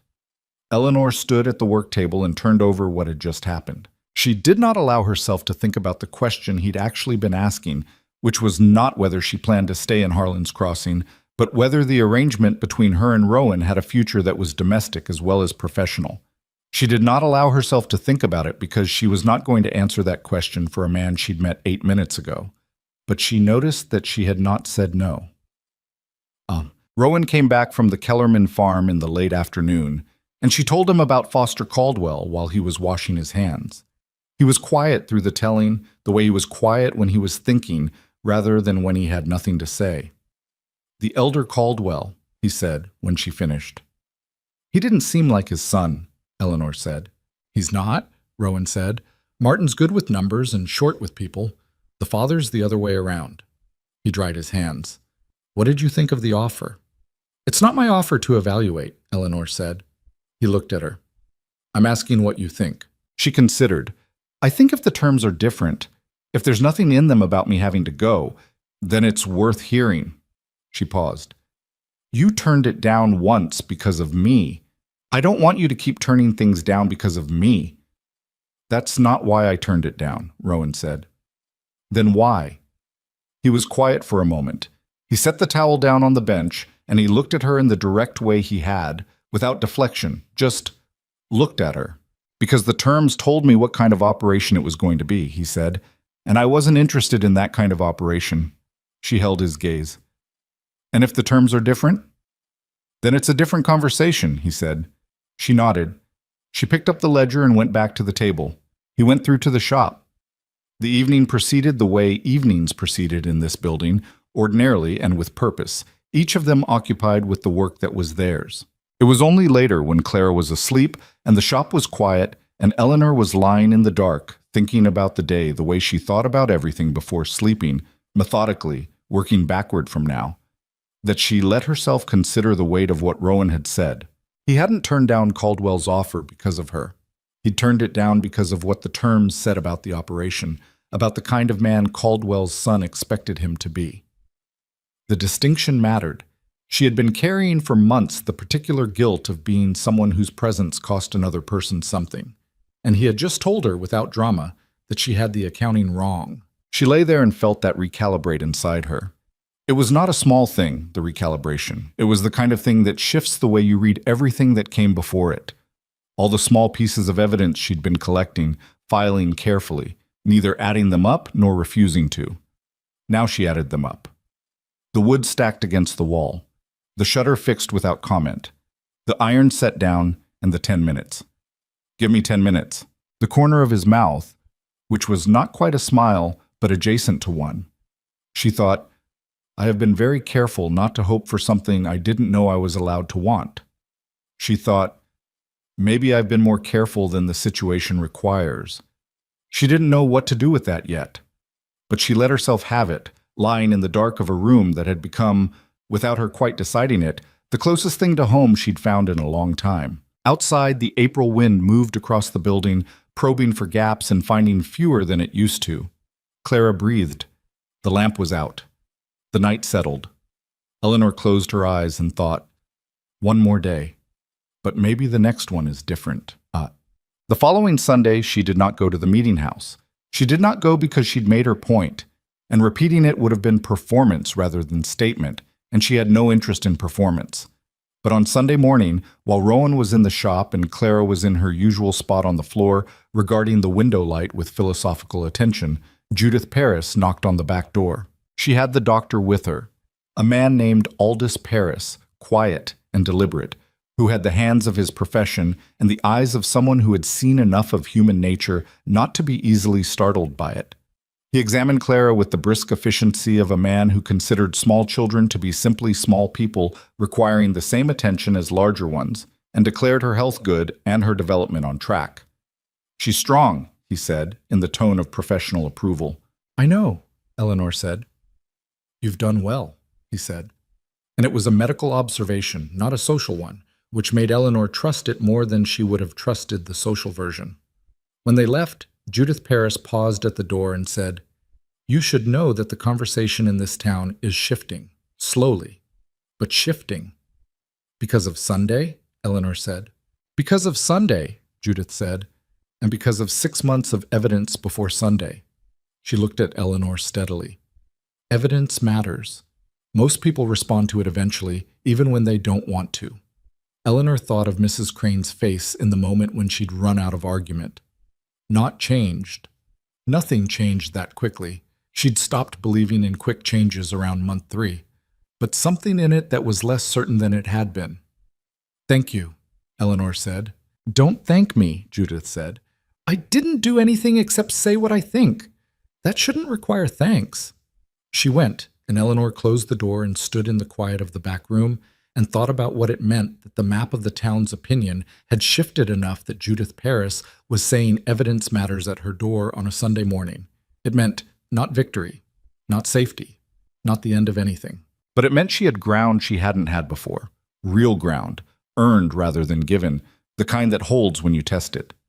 She picked up Clara from the floor, and Clara grabbed her collar with that small, fierce grip, and Eleanor held her daughter and stood in the April light coming through the fixed shutter and thought about Foster Caldwell's question. "Are you planning to stay?" She hadn't said yes, but she hadn't said no. And the next Thursday was coming, and Rowan was going to sit across from Foster Caldwell and have a conversation that was also, without anyone saying so directly, a conversation about the future, about what kind of future was being built in this narrow lane, in this difficult town, and who was going to be in it. She put Clara down and went to the work table. She opened the ledger to the current page. She picked up the pen. She had accounts to keep. Foster Caldwell came on Thursday as promised, which Eleanor noted as a mark in his favor. Men who kept appointments when they didn't have to were generally more reliable than men who only kept them when it cost them something not to. Rowan was in the shop when he arrived, and Eleanor brought coffee to the work table and then made herself scarce in the back room with Clara and the ledger, because this was Rowan's conversation, and she understood the difference between being present and inserting herself. She could hear them through the wall, not the words, just the register of voices. Rowan's low and even, Foster Caldwell's measured and unhurried. And she kept her eyes on the accounts and let the voices be background. They talked for nearly 2 hours. When Foster Caldwell left, Rowan came through to the back room and sat down across from her. He had the look he got when he'd been doing sustained mental work. Not tired exactly, just settled deeper into himself, like a fire that's been burning steadily for a while. "Well," Eleanor said. "He wants to build a full manufacturing operation," Rowan said. "Same as Martin proposed in January. Agricultural equipment, tools, fencing hardware, eventually structural ironwork for building projects." "That hasn't changed," Eleanor said. "The structure has," Rowan said. "He's not looking to hire a foreman. He's looking for a partner, partial ownership. I'd put in the expertise and the operation. He'd put in the capital and the land." He paused. "It's a different kind of arrangement." Eleanor looked at him. "That's significant." "Yes," he said. What are his terms? He wants the operation located on his property, which is about 2 miles east, Rowan said. He wants a 5-year agreement with option to extend. He wants profit split at 60-40, his favor for the first 3 years, then renegotiated at year 3 based on performance. He looked at his hands. He said nothing about you. She was quiet for a moment. Not once? Not once, Rowan said. He didn't mention Martin's terms, didn't mention the meeting house, didn't mention any of it. He looked up. He talked about iron and money and timelines, that's all. Eleanor thought about Foster Caldwell's gray eyes and the quality of stillness about him, the way he'd assessed the shop's ledger without commenting on it. She thought about what he'd said to her. My son sees obstacles. I see arrangements. What do you think of the offer? She asked. Rowan was quiet for a moment, in the particular way that meant he'd already thought it through and was deciding how to say what he'd concluded. I think it's a real offer, he said. The 60-40 split is high on his side, but for the first 3 years it's not unreasonable given he's fronting all the capital. The renegotiation at year 3 is the important part. That's where the real terms get set. Can you negotiate anything now? I tried, he said, and there was something almost like amusement in his voice. He didn't move on the split. He moved on 2 other things. He agreed to put in writing that the shop here, this building, this lane, stays mine, and he agreed that any workers I hire. Eleanor looked at him. He agreed to that? The workers' clause? He said he had no interest in managing labor, Rowan said. Said that was my problem and my expertise. She picked up her pen and turned it in her fingers, which was a habit she'd developed in the last several months, something to do with her hands while her mind worked.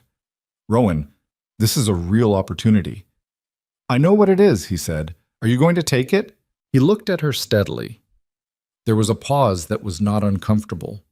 She had learned to read his pauses, the difference between the ones where he was deciding and the ones where he'd decided and was waiting for the right moment to say so.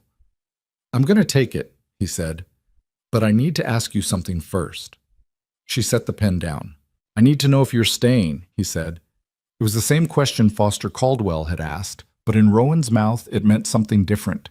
It wasn't an inquiry into her plans, it was something else, something that required her to be precise about what she said back.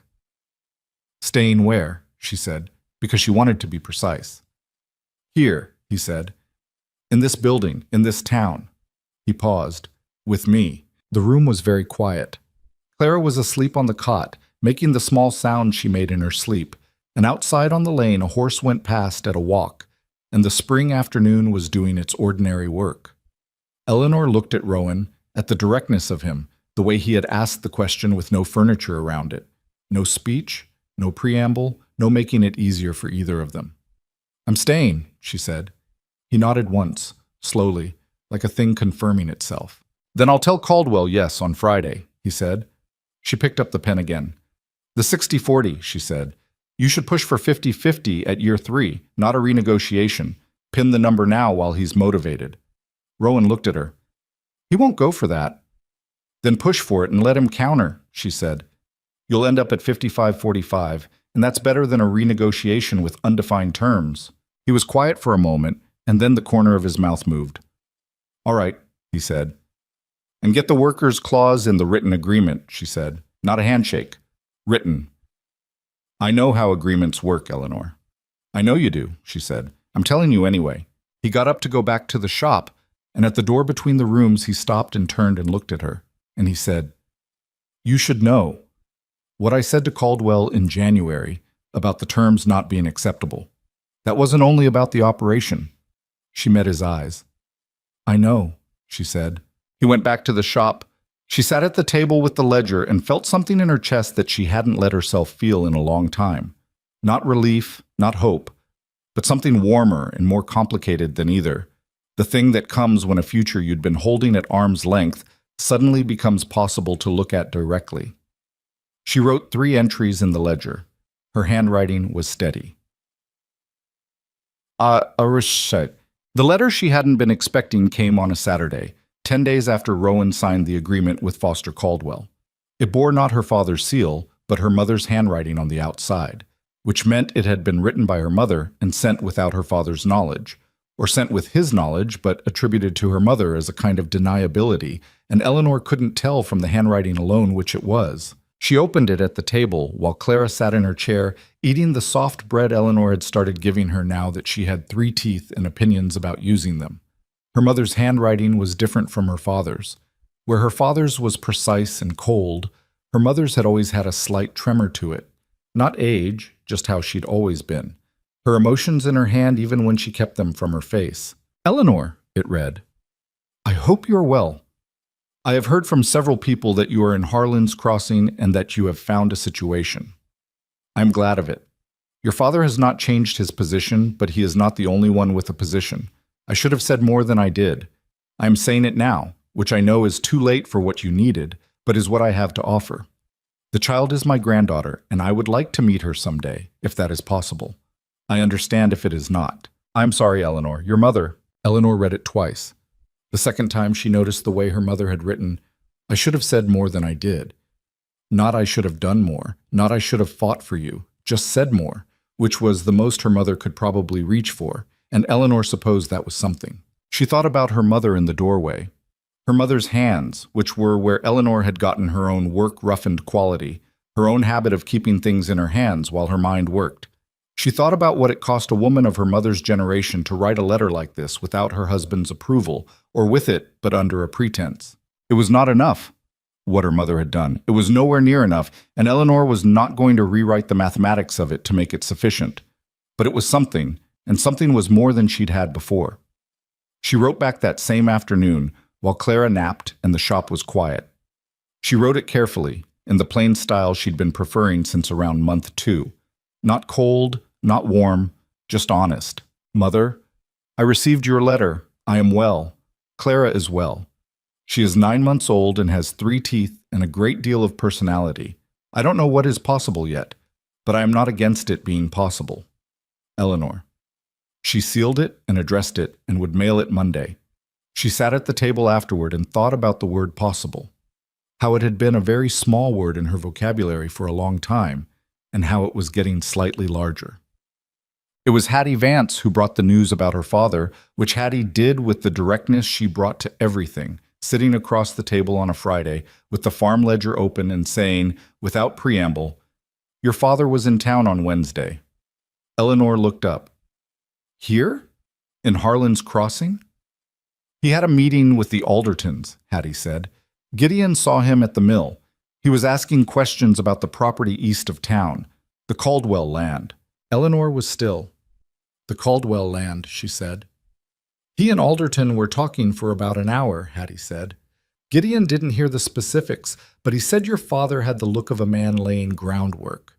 She thought about that. Her father was a timberman, and timbermen were always looking at land, always calculating what it was worth and what it might become, and who had it, and how it might be acquired. The Caldwell land east of town, where Rowan's new operation was being established, was good land, well watered. That was not a coincidence she was willing to dismiss. "Did he ask about me?" Eleanor said. "Gideon didn't hear," Hattie said, "but Alderton knows you're here and knows about Rowan. Your father would have known that before he came." She sat with this for a moment, turning it over. Her father was not a man who made accidental trips. Every action was purposeful. Every visit had a reason, and the reason was always, at its root, about what he could control. "He's coming," she said. "That's my reading," Hattie said. "I'm sorry, Eleanor." "Don't be," Eleanor said. "I've been waiting for this since I burned his letter." She straightened the ledger in front of her. "The question is what he thinks he's going to accomplish." "Probably several things," Hattie said. "Remove you. Discredit Rowan. Get access to the land." "He can't do the first 2 without the third being contingent on them," Eleanor said. "If Rowan's operation is established, the land value to anyone else drops.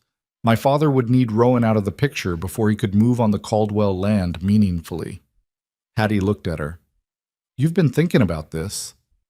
"I've been thinking about everything," Eleanor said. "It's what I do." She told Rowan that evening. He took the information the way he took most information, without visible alarm, with the focused attention of someone working out implications. She told him what Hattie had said, what she'd concluded about her father's probable strategy, and what she thought would happen next. "When you say remove you," Rowan said slowly, "what does that look like exactly?" "My father is not a violent man," Eleanor said. "He doesn't use force. He uses pressure. Social, legal, financial. He would find the people in this town who are already uncomfortable with my presence and give them a reason to act. He would find the Caldwell arrangement's weak points and apply pressure there. He would make it cost enough that you decide the cost isn't worth it." "He tried that already," Rowan said, "through Martin Caldwell." "He didn't do that consciously," Eleanor said. "I don't think my father and Martin Caldwell are connected. This is my father deciding to handle it himself, which means it's going to be more direct." Rowan was quiet for a moment. "What do you want to do?" She had been thinking about this since Hattie left. She had been thinking specifically about one thing her mother had written. "Your father has not changed his position, but he is not the only one with a position," which implied that positions could change, which implied that her father's position was not, despite his lifelong performance of certainty, immovable. "I want to see him," she said. Rowan looked at her. "Not here," she said. "Not on his terms, not on mine. Somewhere neutral. I want to have the conversation that didn't happen 7 months ago when he put me out on that road. I want to have it while I'm standing on solid ground instead of standing in the dust with a newborn and 31 cents. "He's not going to like that," Rowan said. "I know," she said, "but he's coming here either way. If he comes here to operate, I'm always responding. If I go to him first, I'm not." Rowan thought about that. "You'd go to Crestfield?" "I'd send word first," she said. "Ask for a meeting. Make it formal, on the record, witnessed if necessary." She paused. "I'd like you to come with me." He looked at her. "You sure about that?" "I'm sure," she said. "Not because I need you there to handle it. Because he needs to see the full situation, not the version he has in his head." She looked at her hands on the table. "He thinks he cast me out into nothing. He needs to understand that the nothing built itself into something." Rowan was quiet for a long moment. Then he said, "Write the letter." She wrote it the following morning, to her father, addressed to the Hartwell property in Crestfield, formal and brief. She said she was aware he had been in Harlan's Crossing and intended to return. She said she would like to speak with him before he took any action regarding matters that concerned her.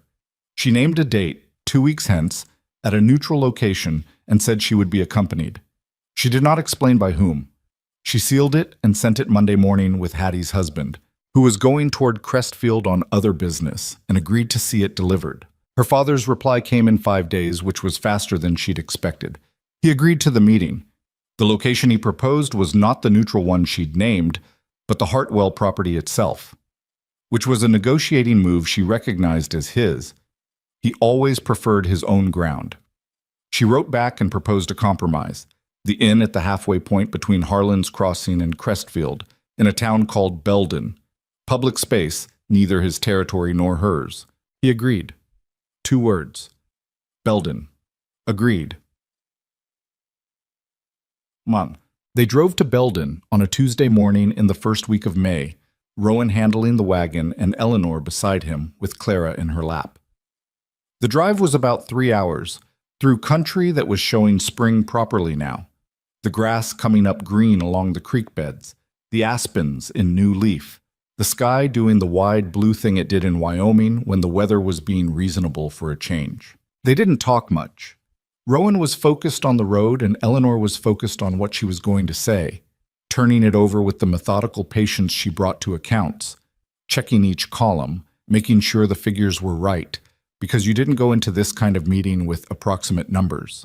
Clara slept for the first hour and was awake and interested in the landscape for the second, and Eleanor let her look, because everything was still new to her and she regarded it all with that same fierce concentration. "What's he like?" Rowan said, an hour in. Eleanor considered. "Controlled," she said. "He doesn't shout. He doesn't threaten directly. He states facts as he sees them and expects the world to align with that." She paused. "He's not a cruel man. He would probably say he loves his family. He just believes his view of what's right is the same thing as what's right. He doesn't see the difference." "Most men like that don't," Rowan said. "No," she said. "But most men like that haven't had to look at the consequences of being wrong. My father is about to."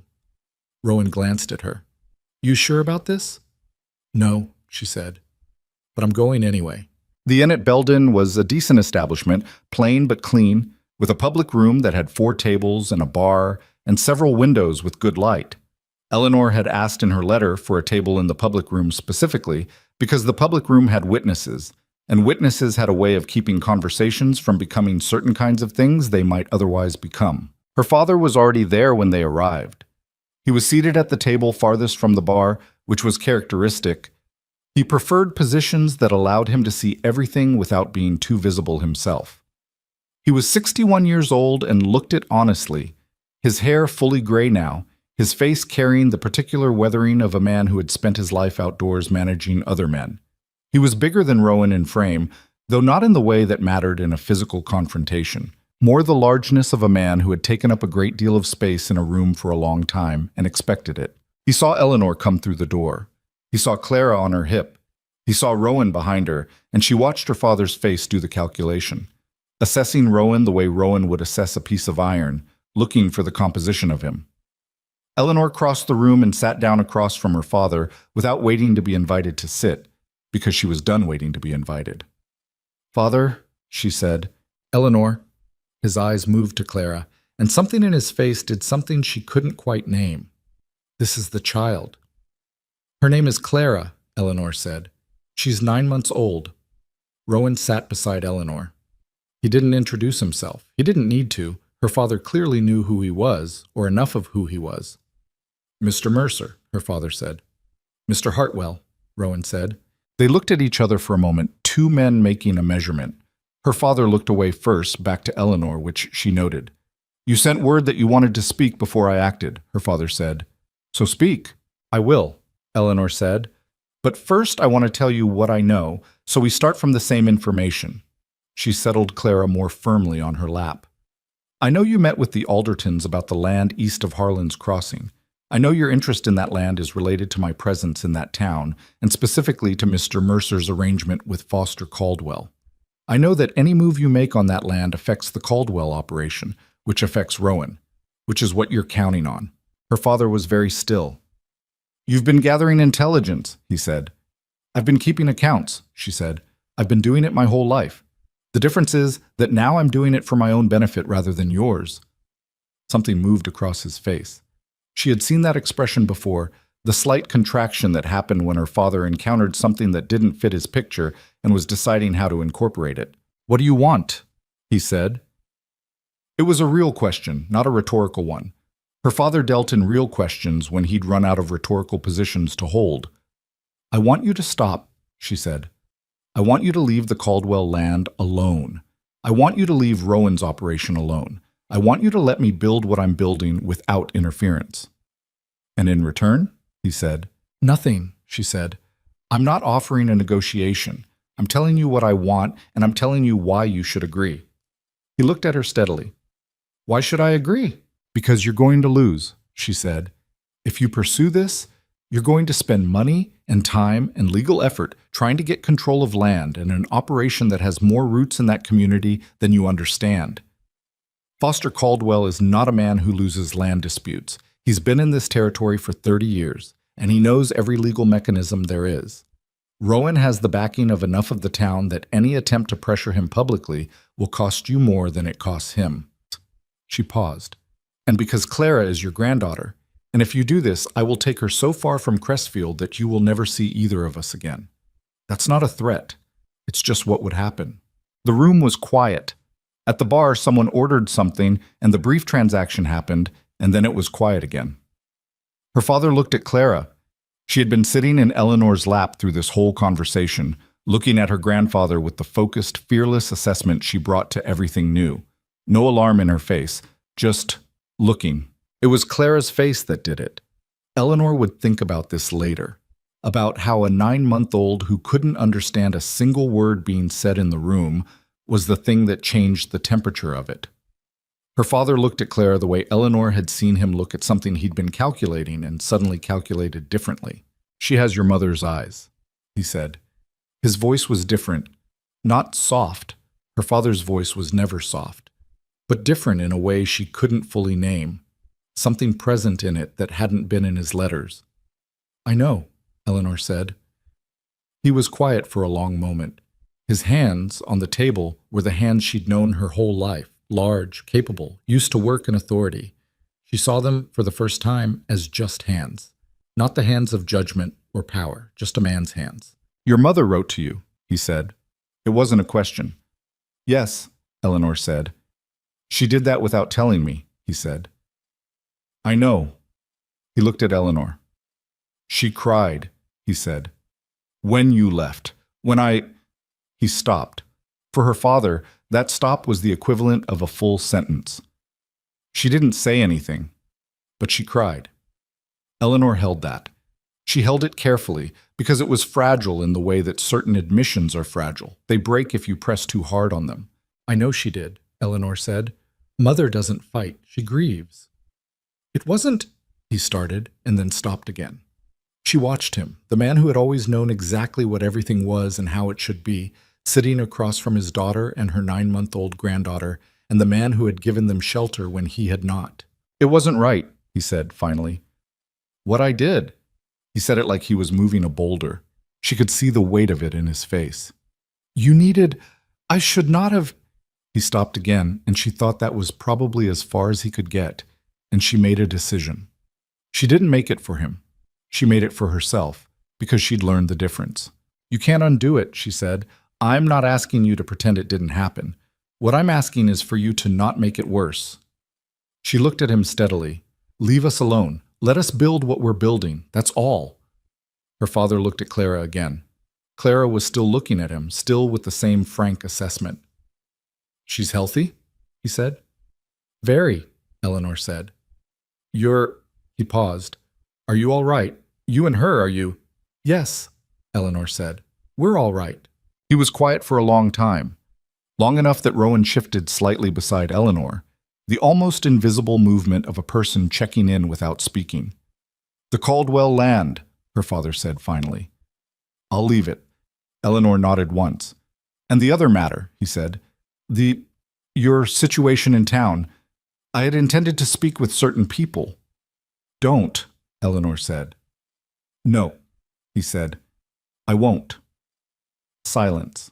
It was Rowan who spoke next, and he did it in the same matter-of-fact way he did everything, without drama, without performance. "Mr. Hartwell," he said, "I plan to marry your daughter." Eleanor looked at him. "I haven't asked her yet," Rowan said, without looking at Eleanor. "I'm asking you first because that's how it ought to be done, and because I think you already know the answer she'd give. I want to raise Clara as my own. I want us to build the operation in Harlan's Crossing and stay there." He paused. "I'm telling you so you hear it from me directly, instead of from someone else later." Her father looked at Rowan for a long moment. He looked at Eleanor. He looked at Clara, who had lost interest in the adults, and was now focused on the button on Eleanor's collar. "You're a blacksmith," her father said, "and a partial owner of what's going to be the most productive manufacturing operation in this county within 5 years, Rowan said. "If that matters to you." "It matters," her father said. Not approvingly, not dismissively, just, "It matters." Another silence. A different kind, less confrontational, more exhausted. The silence of a negotiation that has arrived somewhere unexpected and needs a moment to recognize where it is. "I'll need to speak with Eleanor alone," her father said. "No," Eleanor said. Her father looked at her. "Whatever you want to say to me, you can say in front of Rowan," she said. "That's not negotiable." He looked at her for a long moment, and she saw something shift in him. The slow, reluctant shift of a man recognizing that the person across the table is not going to move, and that the person across the table is his daughter, and that she came by the stubbornness honestly. "All right," he said. What he said next was not a speech. Her father did not make speeches. He said it plainly and without looking away from her face, which was the closest thing to courage she had ever seen from him. "I was wrong," he said, "about how I handled it, about what I asked of you, about Clara." He paused. "Your mother is right. She usually is. I'm better at other things." Another pause, and then, with the particular difficulty of a man who has spent 60 years being certain, "I would like to meet her, properly, if that's something you'd consider." Eleanor looked at her father. She looked at his hands on the table, and at the gray in his hair, and at the thing in his face that was not quite an apology, but was as close to one as he was built to produce. She thought about her mother's letter, with its tremor in the handwriting. I should have said more than I did. Two people, shaped the same way, one who went silent and one who turned to stone, and neither of them adequate to the moment she'd needed them for. She was not going to tell him it was fine. It was not fine. It was going to take a long time, and she did not know what was on the other side of the time, and she was not going to pretend otherwise. We'll see, she said. If you stay out of our way and let us build what we're building, we'll see. He nodded. It was a slow nod, the nod of a man who knows we'll see is more than he deserves and is taking it. They drove back to Harlan's Crossing in the late afternoon, the sun behind them and the road ahead going golden with it. Clara slept in Eleanor's lap again, the deep, unconcerned sleep of someone who had been thoroughly stimulated and was done with the day. They were almost an hour out of Belden before either of them said anything. You didn't ask me, Eleanor said. Rowan kept his eyes on the road. I know, he said. I said I hadn't asked you yet. You announced it to my father before you asked me, she said. I know that too, he said.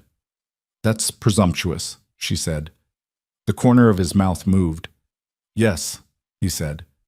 She looked at the road ahead of them, at the evening coming down across the Wyoming hills, at the particular quality of light that late spring produced in this country, which was not subtle or polite, just enormous, clear and enormous, and not interested in anyone's feelings about it.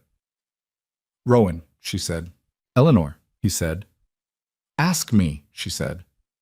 He was quiet for a moment, and then he said it the way he said most things that mattered, directly, without dressing, just the plain shape of it. Will you marry me? She looked at Clara in her lap, at the small sleeping face of her daughter, who had looked at her grandfather today with fearless assessment and offered him nothing and withheld nothing, just looked at him and let him be what he was. Yes, Eleanor said. Rowan nodded, the same slow, deliberate nod as always, like a thing confirming itself. They drove on. The road was rutted but manageable, and Eleanor knew every mile of it by now, knew where it dipped near the creek and where the ridge came up on the left and where the first buildings of Harlan's Crossing would appear around the long curve coming into town. She knew this road. She had walked into this town with 31 cents and 31 cents worth of hope, and now she was riding back in on a wagon with the beginning of something she didn't have a word for yet, something that was wider than good fortune and more specific than love and more complicated than either. She put her free hand over Rowan's on the reins, just briefly, just for a moment, and then she moved it back and settled Clara more firmly and watched the road. The curve came.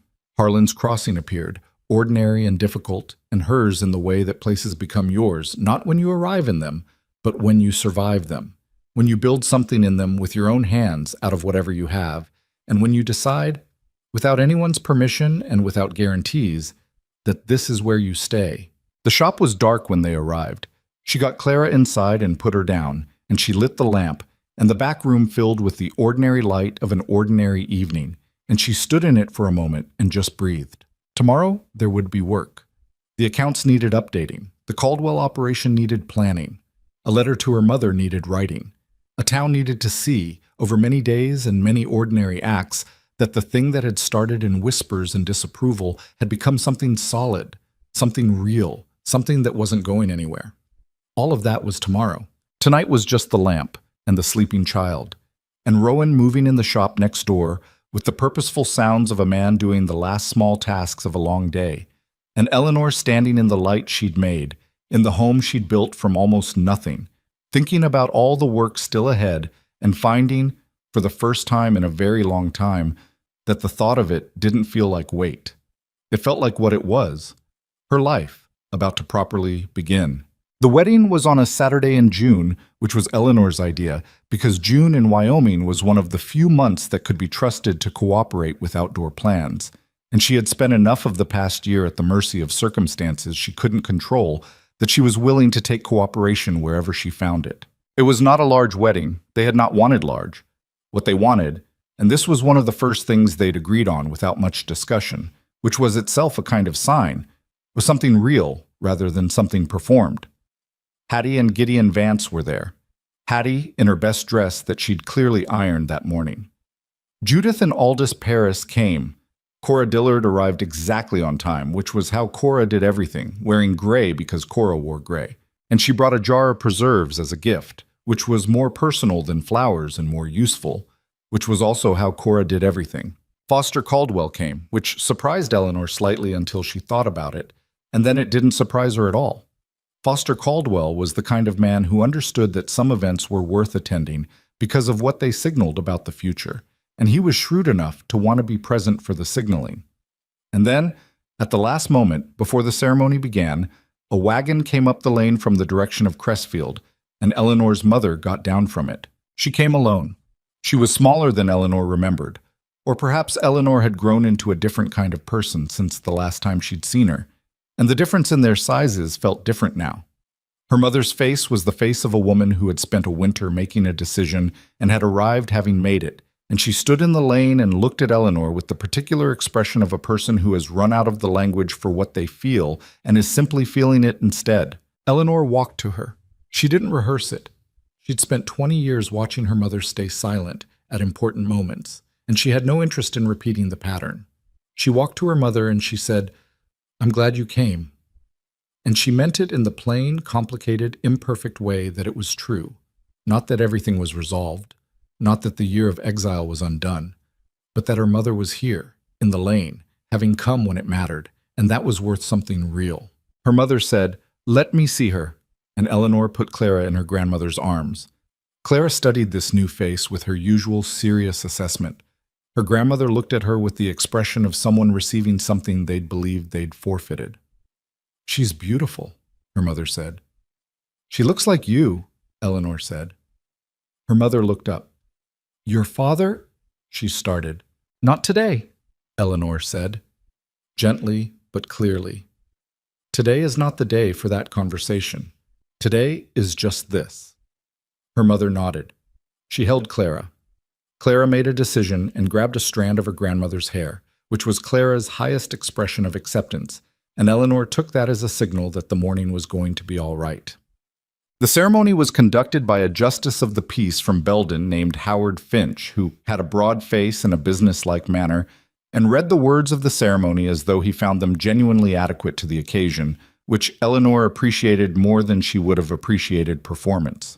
They stood in front of the meeting house because the meeting house was the largest public space in Harlan's Crossing, and Eleanor had specifically wanted the space to be public, to be witnessed, to be on record, not as a statement aimed at anyone, but because what they were doing deserved to happen in front of the community they were part of, the community they intended to stay in and work in and build in, whether the community had fully decided how it felt about that or not. Some of the town came and some did not.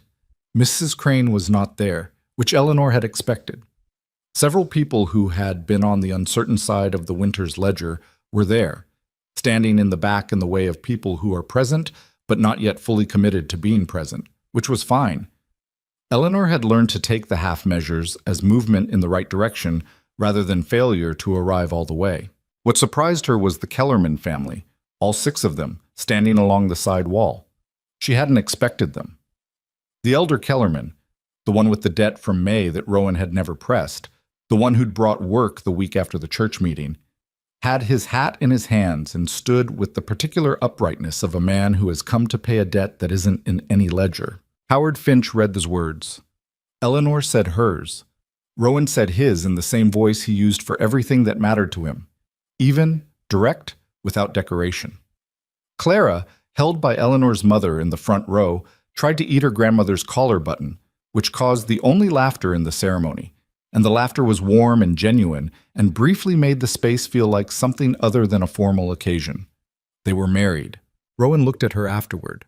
Not the look of a man who has just accomplished something, but the look of a man who has just confirmed something he already knew. She looked back at him and thought about the first night in his back room, the half a loaf of bread, and the salt pork, and the stove that still held some heat. She thought, if I could have known then. And then she stopped the thought, because the not knowing was part of it. You built things from uncertainty, or you didn't build them at all. But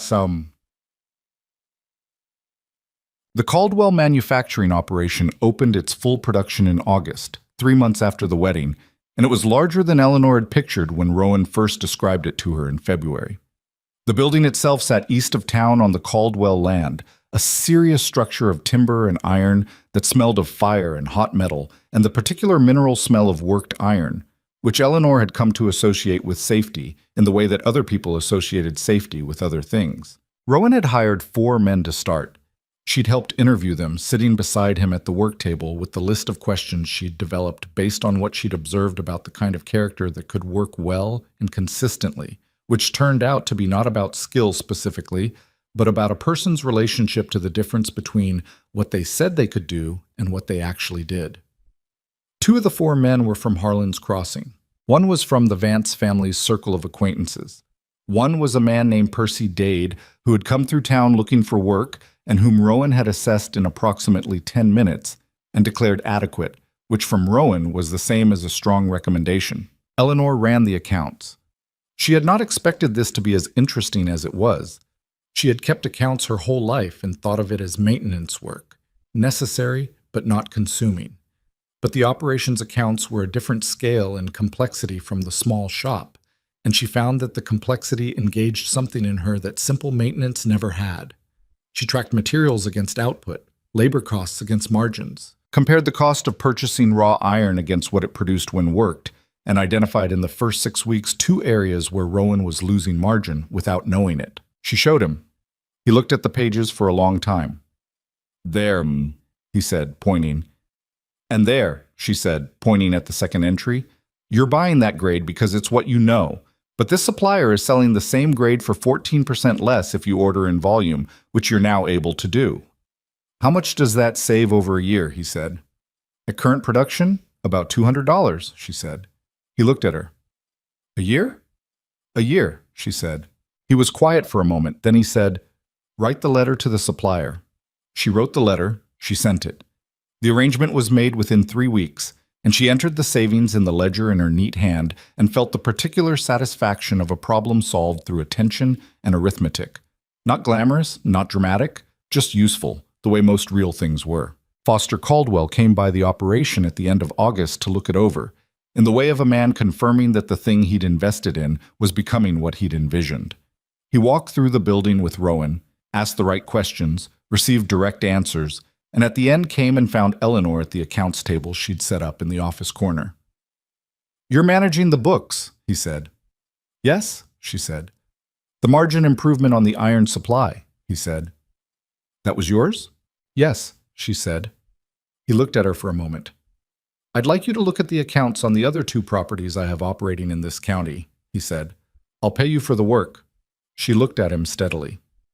"Separately from Rowan?" she said. "Separately from the partnership," he said. "Your work, your payment." She thought about it for approximately 3 seconds.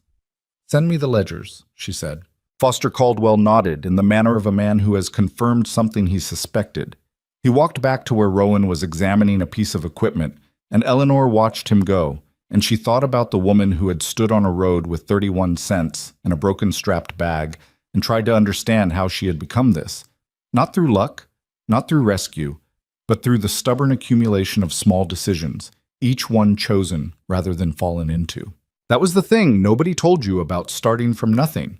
Not that it was impossible to build from there, but that the building was so incremental, so unglamorous, so dependent on showing up the next day and the day after that regardless of how the previous day had gone. There was no moment where everything changed. There were only days, one after another, and the work you did in them. Baptiste.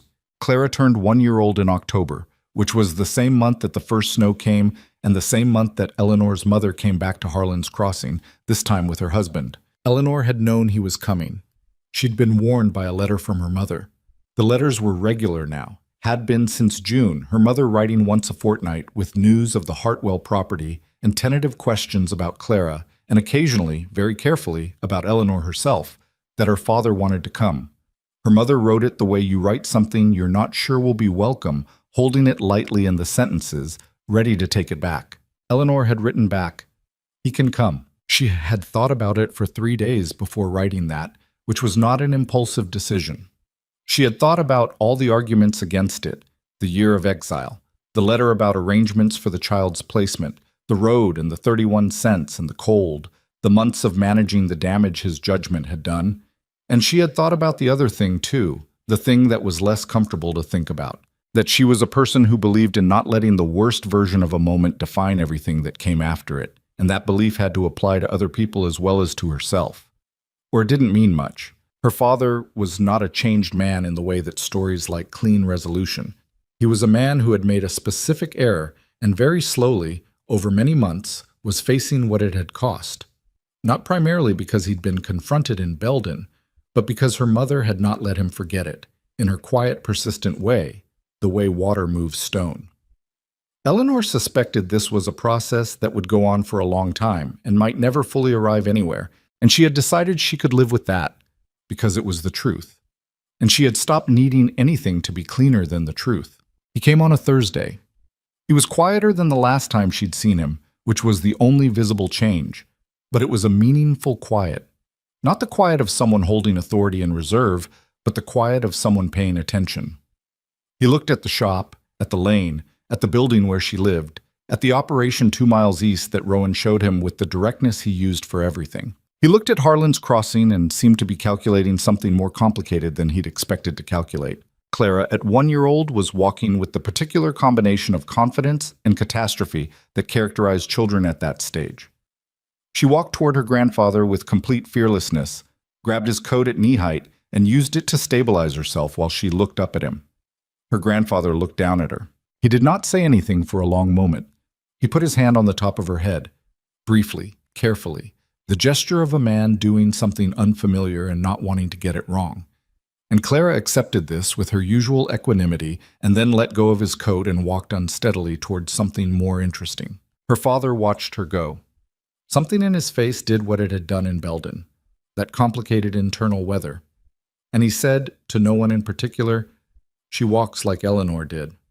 Eleanor's mother said, "She does," in the tone of a woman who has been waiting for her husband to notice exactly that. They stayed for 2 days in the boarding house on the east side of Main Street, the one whose owner had told Eleanor, on her first day in town, "I have other guests to consider," and closed the door. The same woman took the Hartwells' payment without comment, and Eleanor, when she heard this, felt something that was neither satisfaction nor irony, but maybe the small, strange sensation of watching the world revise itself. On the second day in the morning, her father asked to speak with her alone. She agreed because she'd learned that the conditions she set at Belden, whatever you say in front of Rowan, had been for a specific moment, and that moment was over, and she was not going to manage her father at arm's length forever if she intended for there to be anything real between them. They walked along the lane, just the two of them, while the October morning did its cold work.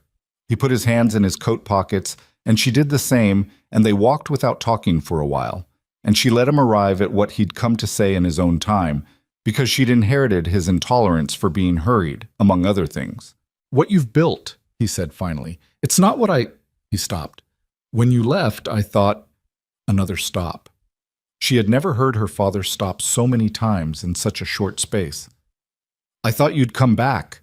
Within a month, I thought you'd see there was no other option." "I almost didn't find one," she said. "I know," he said. 31 cents, she said, not to wound him. She'd moved past the part where she wanted to wound him, but because it was a fact and he should know it. "That's what I had. And Clara was 11 days old." He was quiet for a long time. "I know," he said again, and this time it had a different weight. "Why did you come?" she said. "This visit. What are you hoping for?" He thought about it. She appreciated that he thought about it rather than answering immediately, because an immediate answer would have been a prepared one, and she'd had enough of her father's prepared answers to last several lifetimes. "I don't know exactly," he said. "I thought I would come and see what there was to see, and then decide what kind of man I was going to be about it." She looked at him. "And what have you decided?" He was quiet again. Then, "That I'd like to know my granddaughter, if you'll let me." She thought about what she'd told herself months ago, lying in the dark of the back room after his letter. "I am not going to be my mother. I am not going to be silent because silence feels safer." She'd meant it about her own life, about her own choices. But she was finding that the same principle ran the other direction, that choosing silence toward her father choosing to hold him at permanent distance, was its own kind of safety, and she was tired of prioritizing safety over something real. "You'll have to be honest with her," Eleanor said. "As she gets older, as she understands more, you can't pretend the year didn't happen." "I know," he said. "And you don't get to have opinions about how I raise her or how we live," she said. "That's not on the table." "Understood," he said. "And you leave Rowan alone," she said. "His operation, his work, you leave it alone. You don't leverage it, you don't interfere, you don't send Martin Caldwell or anyone else into his business." "Martin Caldwell has nothing to do with me," her father said, with a slight edge that told her this was true. "Good," she said. They walked on. The lane was cold and the aspens along the far side had gone the particular yellow of October, which in Wyoming was not gentle but vivid, almost aggressive, the trees making their last statement before winter made its own. "She's going to be remarkable," her father said. He was talking about Clara. "She already is," Eleanor said. He nodded. "She gets that from you," he said. It was probably the most direct compliment her father had ever paid her, stated without fanfare, looking at the aspens rather than at her face. And she understood that this was how he could offer it, sideways, quietly, hoping she'd receive it without making it a moment. She received it without making it a moment. "Come at Christmas," she said. "Both of you. We'll have dinner." She paused. "It won't be the house in Crestfield. It'll be what we have." "That's enough," he said. She believed him. Not because he'd become a different man, not because the year had been reversed or the wound healed clean, but because she'd learned to distinguish between the truth of a moment and the performance of one, and that was the truth of a moment. Ches. By the time the second winter settled over Harlan's Crossing, the town had shifted in the way that towns shift. Not all at once, not with any ceremony, just gradually, the way a riverbank erodes and rebuilds in a different configuration.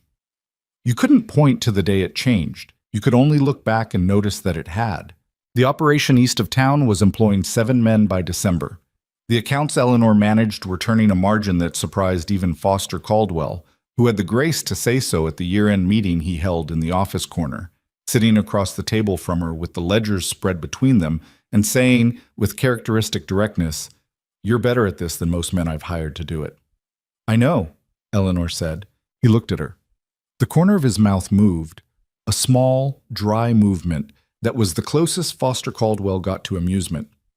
55-45 at year 3, he said. "You were right about that, too." "Thank you," she said. "I usually am." He left. She closed the ledger and sat in the quiet of the office corner and thought about numbers. Not these specific numbers, but the first ones, the 31 cents, the 11 days, the 5 places that had turned her away on the first afternoon. She thought about how far you could get from a starting point if you just kept moving, kept your accounts, kept your eyes on the next problem, rather than the whole impossible distance. Vera Stubbs, the laundry woman, the one who had gathered her skirts when Eleanor passed on the street, had stopped doing that somewhere around September. Eleanor couldn't identify when exactly. She'd noticed the absence of the gesture before she'd noticed the gesture was gone. These days, Vera Stubbs gave her the same minimal nod she gave everyone, which was not warmth, but was the absence of a specific coldness, and in the arithmetic of a small town, that registered as progress. Mrs. Crane still crossed the street when she saw Eleanor coming. Eleanor had stopped expecting anything different, which was not giving up. It was just accuracy. Some things resolved and some things didn't. You kept accurate accounts of both. On a Saturday in February of the following year, nearly 16 months after Eleanor had walked into Harlan's Crossing with 31 cents and a canvas bag, she sat at the kitchen table, the real kitchen now, in the house they'd built on the lane behind the shop. 3 rooms and a proper stove and a window seat she'd specifically requested because Clara liked sitting in window seats, and Eleanor had decided that wanting a specific thing and asking for it was a habit worth developing. And she wrote 2 letters. The first was to Foster Caldwell, confirming the terms for the second year of the operation and outlining her proposal for expanding into structural ironwork for the new buildings going up along the county road. She had done the numbers 3 times, and they held. Rowan had looked at them and said, "That'll work," which was his version of enthusiasm. The second letter was harder. She'd been writing it for 3 months in her head, starting and stopping, and today she was going to finish it. It was to Edmund Hargrove in Crestfield. She had not written to him before. She had thought about it in the early months, in the way you think about things when you're angry, not to communicate, just to discharge. She decided against it every time because she didn't want to discharge anything at him. She wanted something specific, something that mattered going forward rather than backward. She wrote that she did not require an apology, which was honest, because his apology would not change anything material. She wrote that she wanted, in writing, his acknowledgement of Clara, not legal recognition unless he chose it, but the simple factual statement that he understood and accepted what was true. She wrote that she was not asking this for herself or for Rowan, but for Clara, because Clara was going to grow up and ask questions that deserved answers, and Eleanor intended to have something documented when that day came. She wrote it in the plain style she'd been preferring. She did not threaten. She did not beg. She stated what she wanted and why, and she left the choice to him. She sealed both letters and set them side by side on the table and looked at them for a moment. The big one, the small one, the one about money and the one about truth. She thought about what it meant that she could write both in the same morning, from the same chair, with the same pen. She thought, this is what it means to have a life that's yours.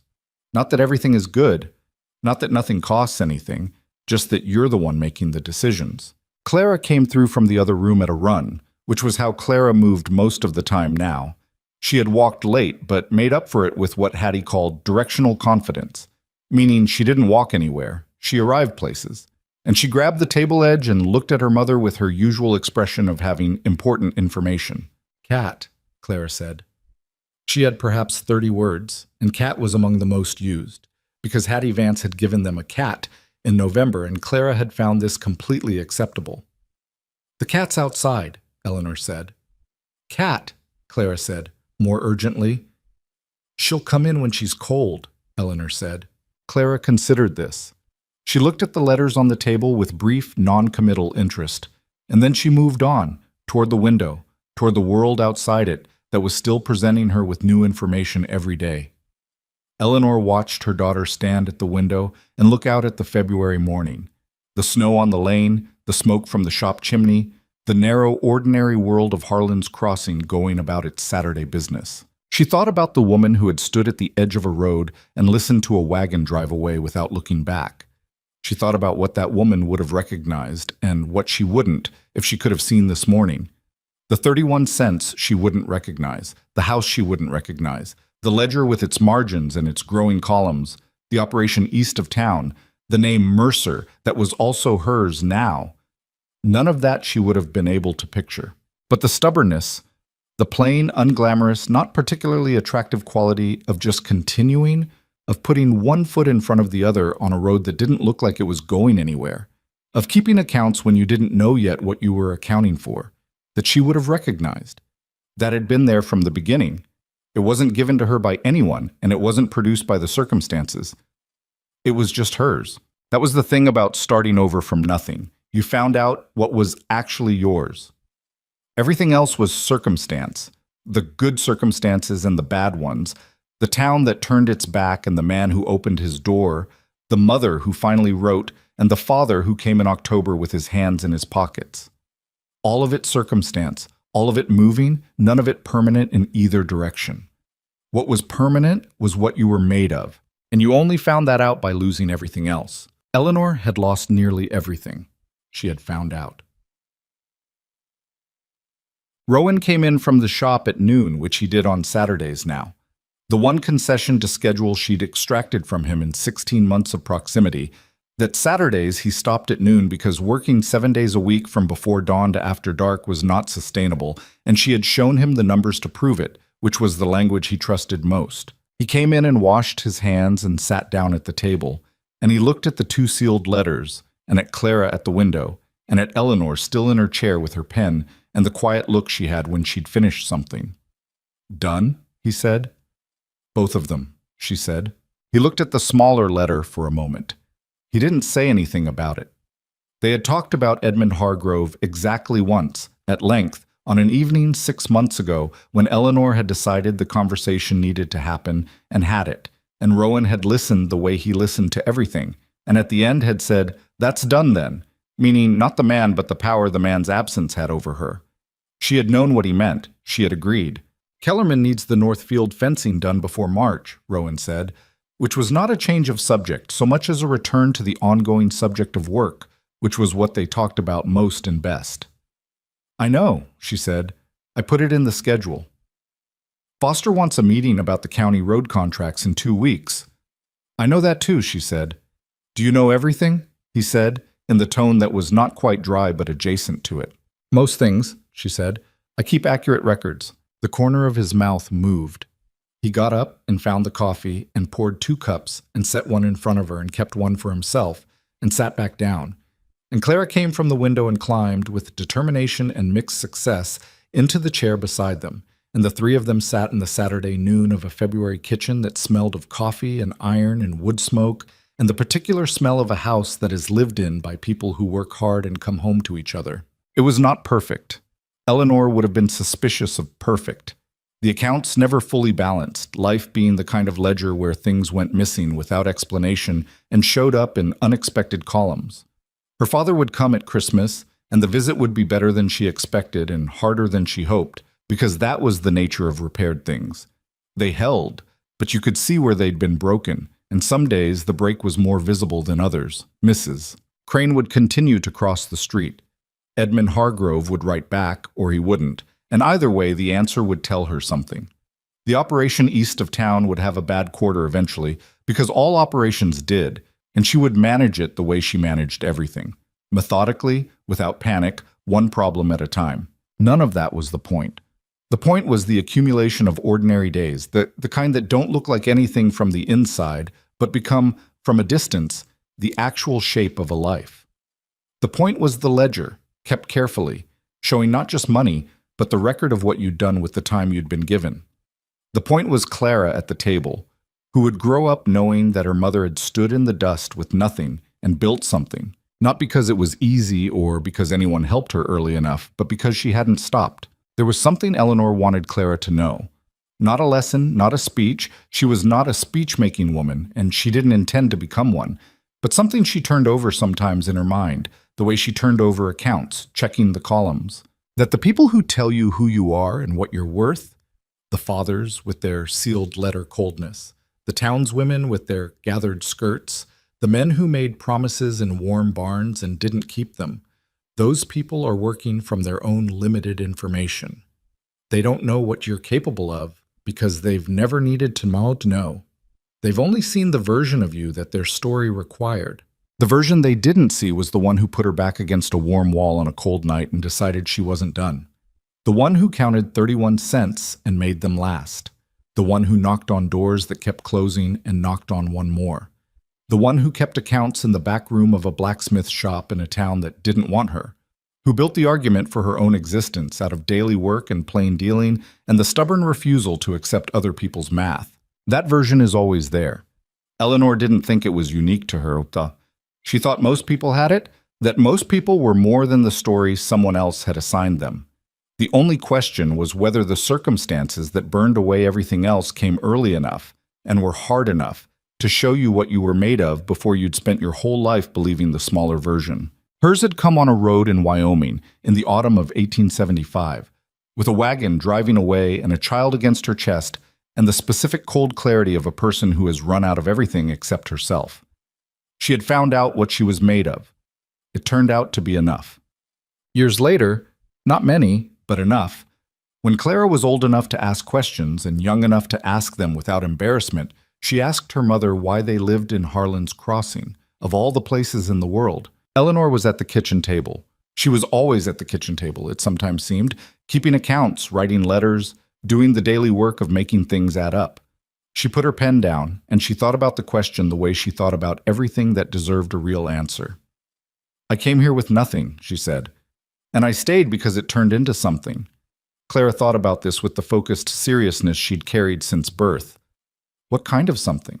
Eleanor looked at her daughter, 10 years old now, straight-backed and bright-eyed and very much herself in every particular, and then she looked past her, through the window, at the lane outside where Rowan was talking to one of the operations workers about something they were gesturing over in the way of people discussing a mechanical problem, and at the smoke from the forge east of town that you could see on clear days from this angle. and at the general ordinary morning of a town going about its business.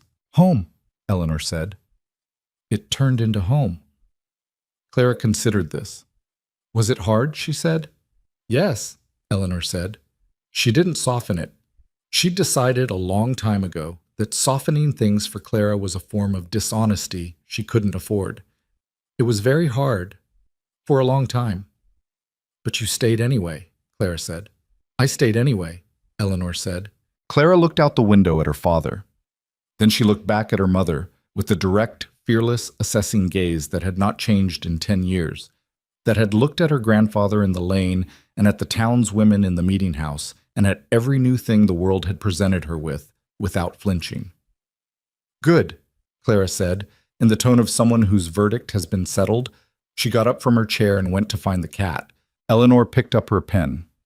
She turned to the next page of the ledger, which was blank and waiting, and she began to write. Outside, the morning continued. The smoke rose from the forge. The lane was busy with ordinary things, and in the back room of what had started as a blacksmith shop and become, over years of daily work and plain dealing, the center of something neither of them had planned and both of them had built, Eleanor Mercer kept her accounts, and everything added up.